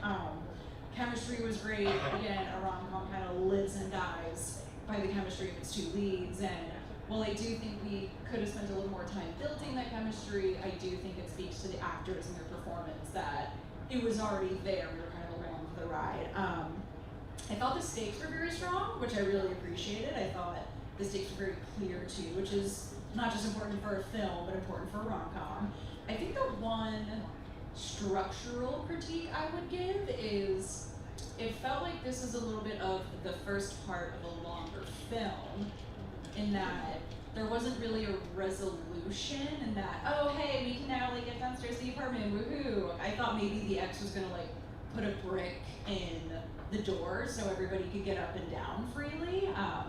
I did like that unexpected twist of it turns out one of the friends that's going to be at this party is an ex, but I think there maybe could have been a way to write this, again, very short film so that there could have been a little bit more of at least a resolution to one of the things, maybe the career that the main character, the birthday girl, is questioning, or how are we going to get down from this roof. So yeah, other than that, I thought you guys did a great job.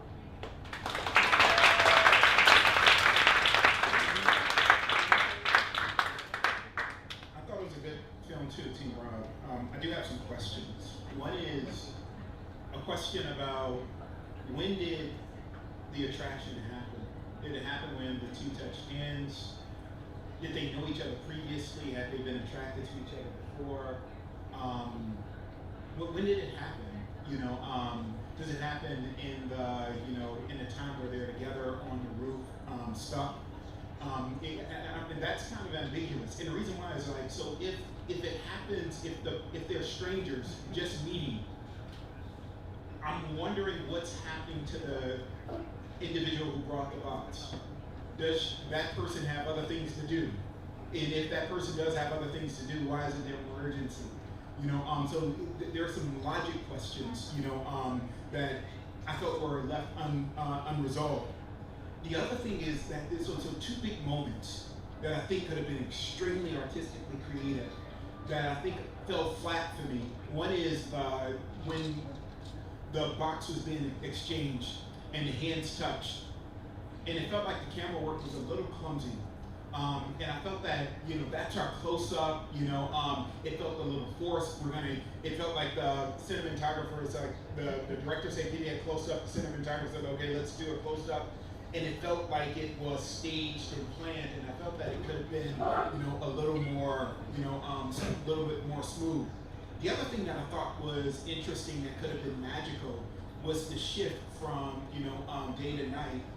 And that match cut, it was a little shaky, it was a little fuzzy, and the choppiness of the match cut took away some of the magic of that moment for me. I did think that you had an amazing, sweeping, establishing shot at the beginning. The drone work I thought was great, and the music at the beginning I thought was, it put me in the mood of a, 80s, 90s rom-com. So it was good. Thank you. Thank you, judges, so much. A lot of thoughtful stuff, and I really appreciate kind of what you all have done here today. What we're going to have happen now is Amber is going to take the Comments.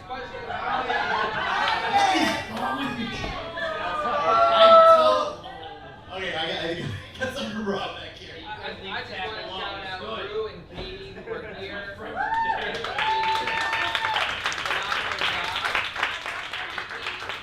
Director Katie, and I just want to let everyone know that the sound was a lot better. Yeah, that was a QC, like that. Those blank spots in the sound were not in the QC thing that I did, so I don't know why that happened when we screened it, but it wasn't in the, the final film. And then I think the challenge we had was that we had an hour and a half delay because of the rain. Delay, yeah. So we had to figure out, the idea was on the roof was one kind of continuous scene, and then we had to figure out now it was day when we wanted to start it, and then it was going to be night when we finished it. So the time that we wanted in between, we decided to make it like a kind of like a jump cut to the end as they were getting to know each other. So I just wanted to give. That's a creative solution. That's kind of that's all Rue and Katie and and the teams kind of being able to adjust and think about those kind of things and problem solve. So I just want to shout out them. They did a phenomenal job in this and they worked really hard on it. Fantastic. Other questions or comments? So we're going to look out. Yeah, one in the front row.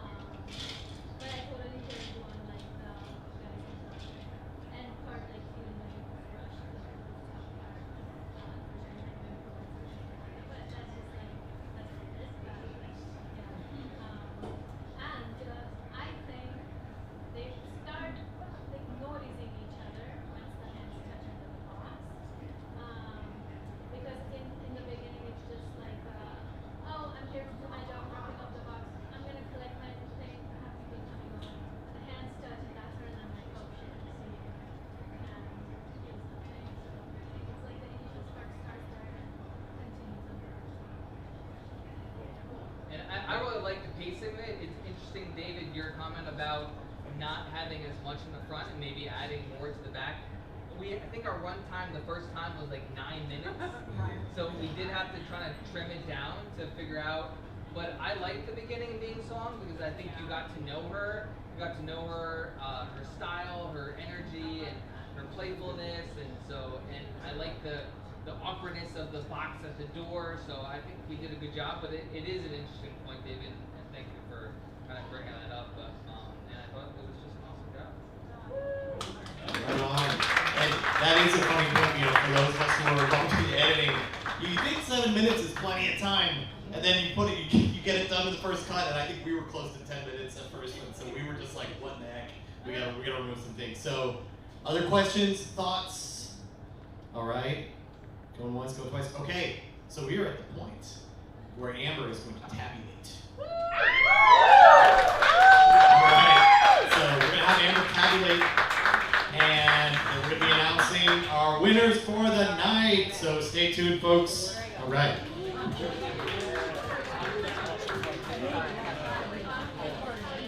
How are you guys feeling? Are you feeling like going out?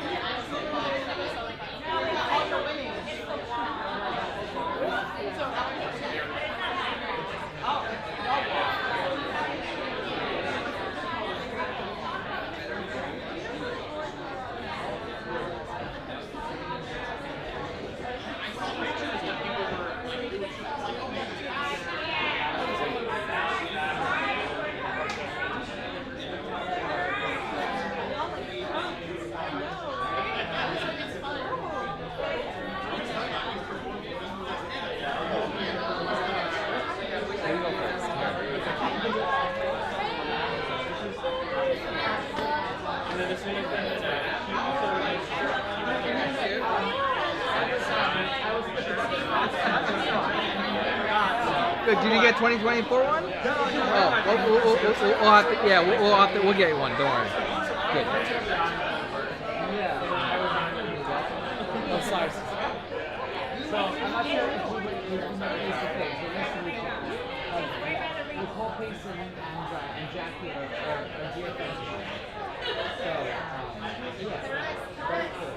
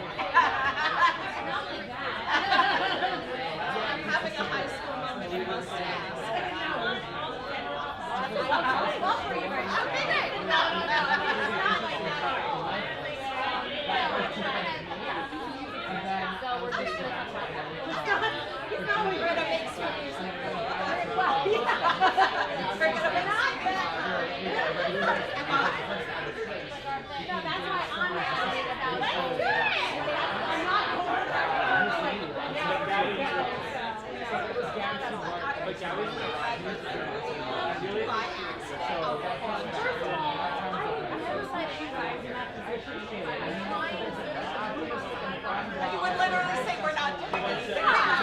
Yeah.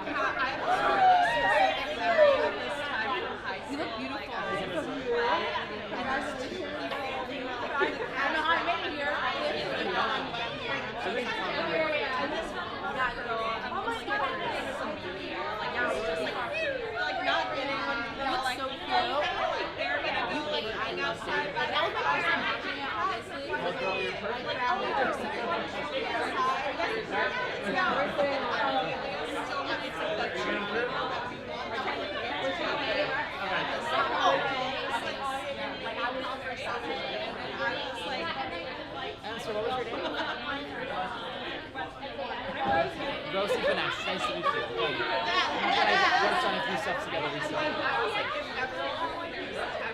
We worked in the production office on this Netflix feature, The Lifeless. Yeah, it's gonna come out next year. And then I was invited to work on Goosebumps season 2, and I invited him to come on for a few weeks. It was fun. Yeah, it was interesting. You learn how money is spent in other ways, but it should be spent in better ways. But it was good. It was great. A minimum amount, like 3 people down to go. Born and raised in New York, we're based in Los Angeles. Where are you from? Ohio.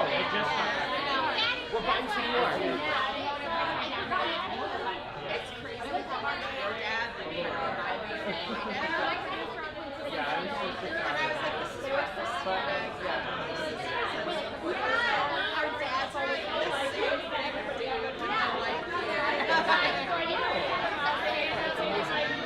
So you're recently in New York. What part of LA are you from? Born and raised. Oh, very cool. Wow. So you ever heard, Kaylee Westlake? He'll just say in his mind palace for hours straight. She's an actress on the Studio City. And she's born and raised there. You have to right. Yeah.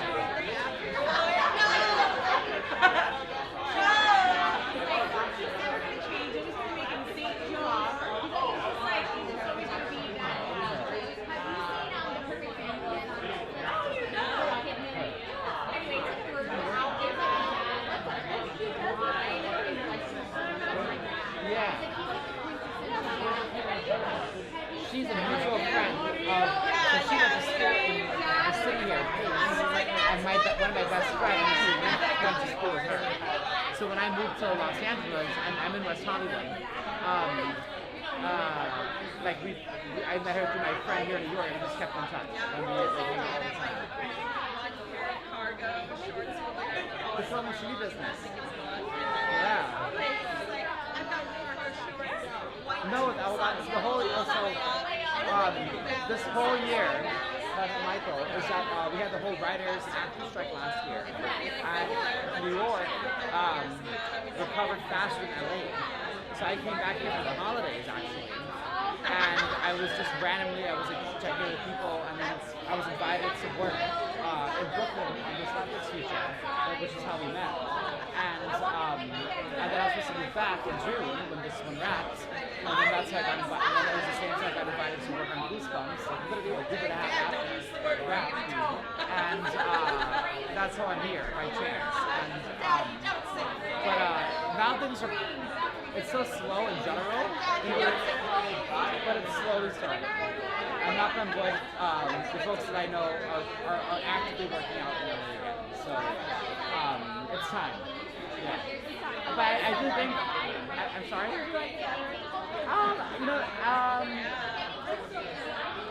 I think for the industry, at least for production. But New York is home, and I feel like, the king of all trades, or queen of all trades is in New York. I feel like LA's a bit more niche.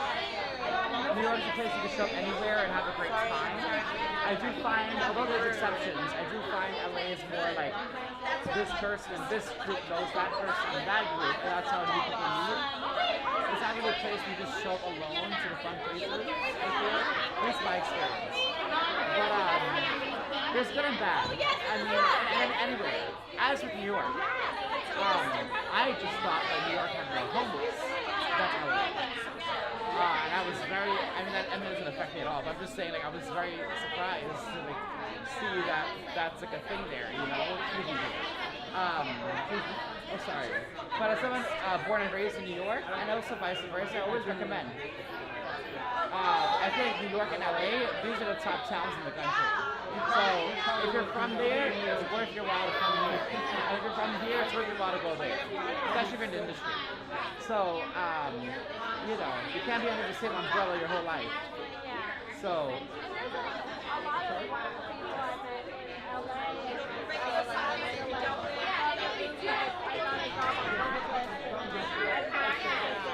Oh, beautiful. Say goodbye.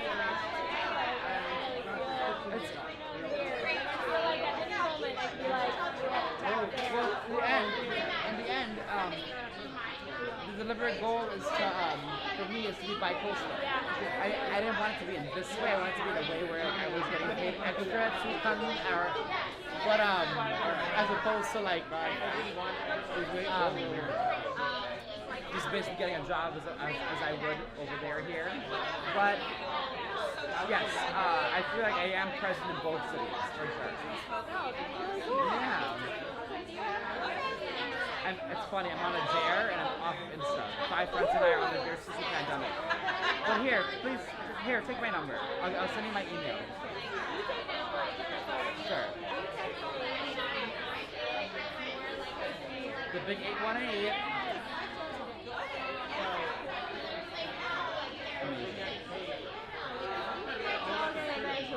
Yes. I just don't feel like turning it on. No.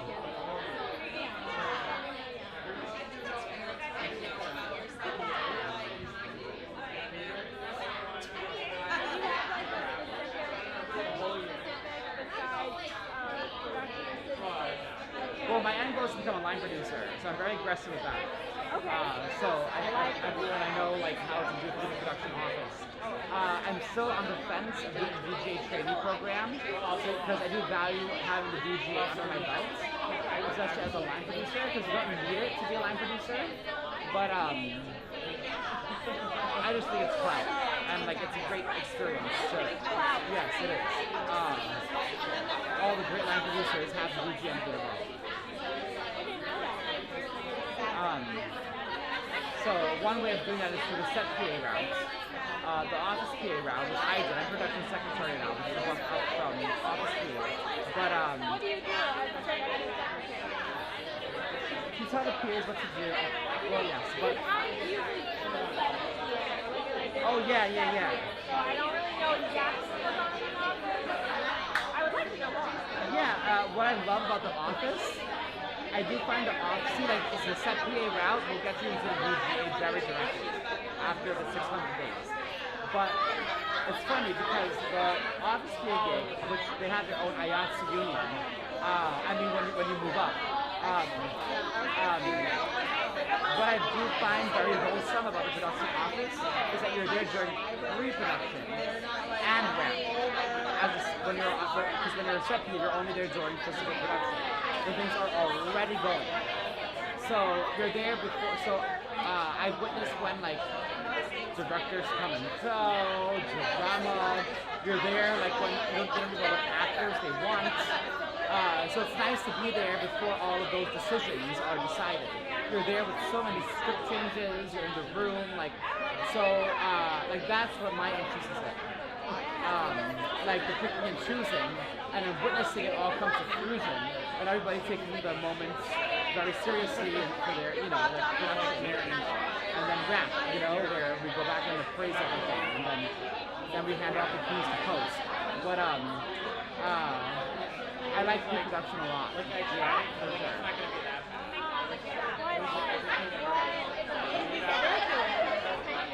Well, I actually didn't go to school to be in the industry, but I've always been a fan of like various like TV shows and feature films and franchises, etc. And I was working with actually a family's company. My plan was to go to law school, and then I had interned for the United Nations in their Sustainable Development Department, helping indigenous communities use alternative energies to sustain themselves. I wanted to do a documentary about that, for sure. My dad's brother owns a wind and solar power company, a commercial one that manufactures these things. He's a company, from my experience with the UN, has the capacity to really impact a lot of change. And when I was working with them, a cousin, the CEO, my uncle's son, was very belittling, and also I realized that my extended family wasn't in this game to make a difference, like for the money. And they also treated a lot of people very bad, and even me. And I couldn't take it anymore, and I quit. And my family was very disappointed because it's a very good company financially. I mean, they didn't pay me well, but they're like, oh, you can grow with the company. They would have, later on. So I quit. Everybody hated me, and I'm bored now, getting shitted on. I started volunteering for film festivals, and the first one I did was the New York Film Festival, and I ended up winning an award for being one of the top 5 volunteers. And it was such a thrill. And I think it was back in 2019, and I had such a great time. I stayed in touch. I ended up taking an internship with them in PR, and kept with that. But along the way, another volunteer invited me to a PA boot camp. Not this one, but another one. And long story short, I started Deadzone as a set PA on shows in New York. Then I already had tickets to see Lady Gaga in Vegas that summer. I brought another close friend of mine to Vegas to see the show, and we said, you know something? We're so close to LA. Let's do Greyhound and go to LA for a few weeks and for a commercial or music video or something, day play. Why not? Long story short, my friend came back to New York. I stayed there for a month and a half. I got my first gig with Warner Brothers on the show Cherish the Day, which is Cherish the Day. Ava DuVernay and Oprah, one of the producers. And I got staffed with my first full-time office gig. And the rest is history. I was living out of my suitcase from this short Vegas trip for all these months, living with 5 guys in one room at a UCLA grad dorm.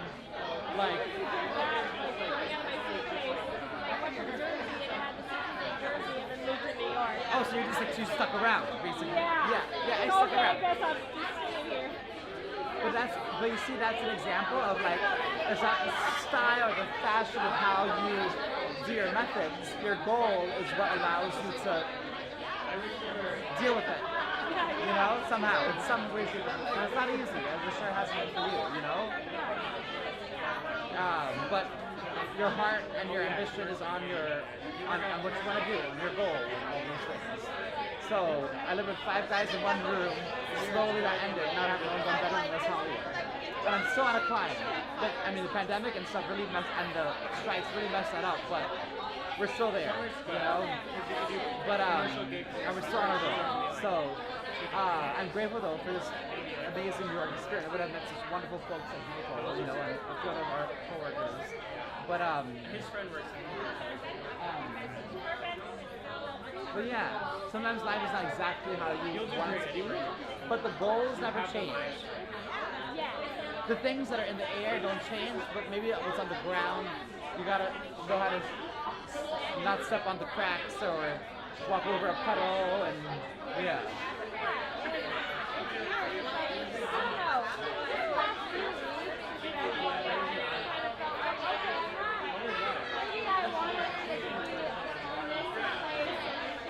What is your goal? What do you want to do? Acting is your thing. I do feel, because remember, New York, even for film and TV, but also prior in terms of theater, but even with New York and with film and TV, New York is older than Hollywood. It's like New Yorkers that went to Hollywood, to LA, and then built studios in the 30s, you know? I think Paramount was the first one. And the Paramount building, the original one, is still on Times Square. Before the studio, on Larchmont. So, but for actual, like, the skill of acting, I mean, also you have, like, amazing actors in LA. But you will find, like, real old houses here in New York, for sure.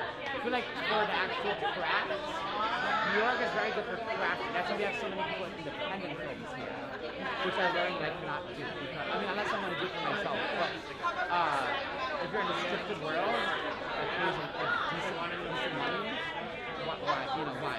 But pros and cons, right? Because you could be you're supposed to be creative truth in the independent world. But the independent world does do a better job with supporting the old school crafts and the acting and stuff. Not supporting financially, but appreciating it, you know? But I feel like in terms of the talent in and of itself, like I grew up as a singer, from amazing, you know, vocal coaches and choirs and a mentor at Juilliard that was very impactful for me. In terms of the actual skill thing, New York, I feel, wins over LA. So that's true, you know, but like don't say that's gospel, but yeah, you won't go wrong becoming a better actress or learning the skills for sure.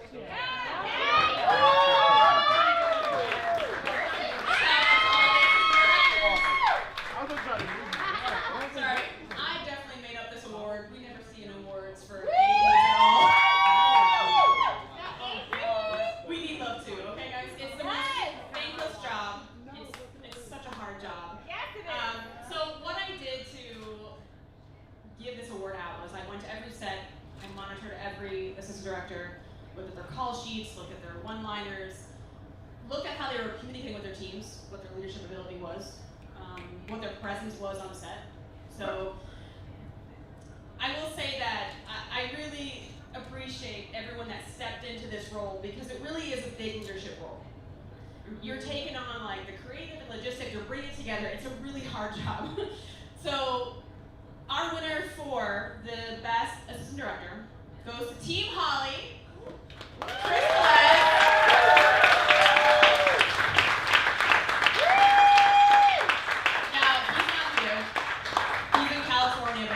Watching, but congrats to Chris. I will send out your lovely trophy to you. Now, I have to say a few words about Chris. He's like such a really great human being. The way he managed to work with Jameson, the director, and trying to bring it all together, he kept the peace. And if anything, as an AD that you should be doing, you should keep the peace. Yeah. You know? Good ADs keep the peace on set. Okay? So, congrats, Crystal-esque, we're out there. Alright, we're gonna do best writing next. Best writing. It was no competition here. This one kind of like flew away. No rhyme or reason.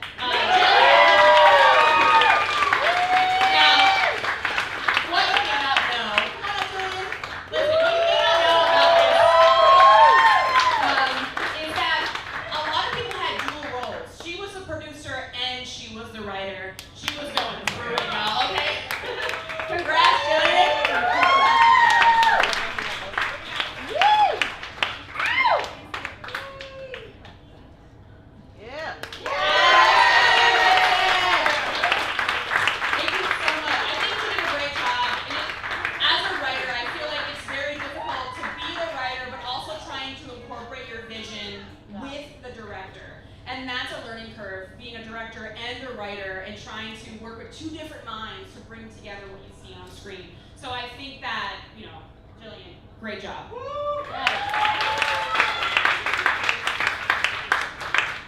I don't know where tap is, but best editing, good lord. Best editing, you know you get a lot of bits and pieces. Editing is really like you're a storyteller in your own right as an editor.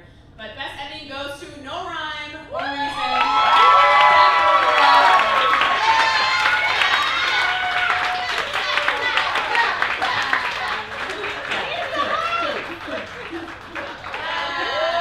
I think he really did a great job editing. It was so smooth. It really, really great. Like, I want to make sure everything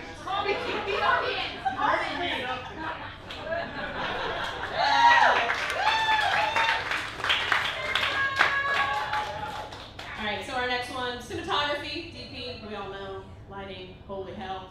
I don't want that job. No rhyme or reason, cinematography.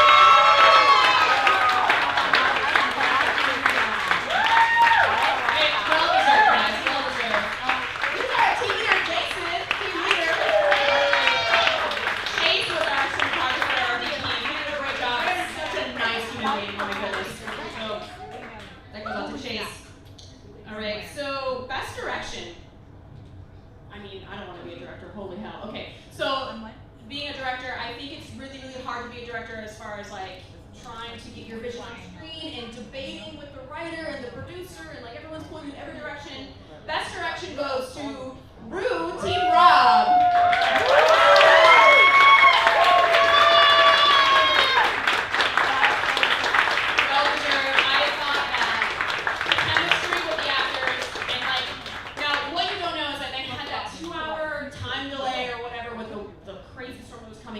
And in communication with like watching the meetings and the Discord and whatever, like you really fought for a lot of shots. You really fought for a lot of decisions that you saw on screen. So, well deserved.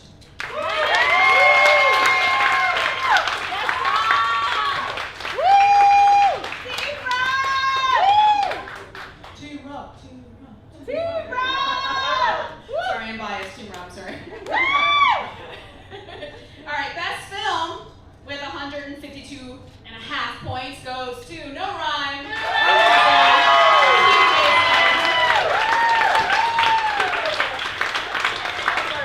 Amazing job. Great job, guys. Jillian gets two in the center. She gets to keep that little guy.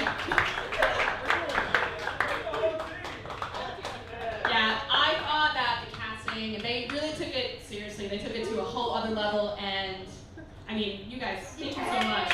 Honestly.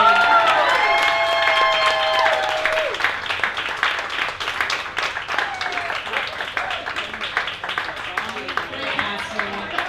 Amazing job, guys. So thank you so much for joining me for my second annual film challenge. I really appreciate everyone coming out. This is way better than I ever thought it would be. Thank you so much.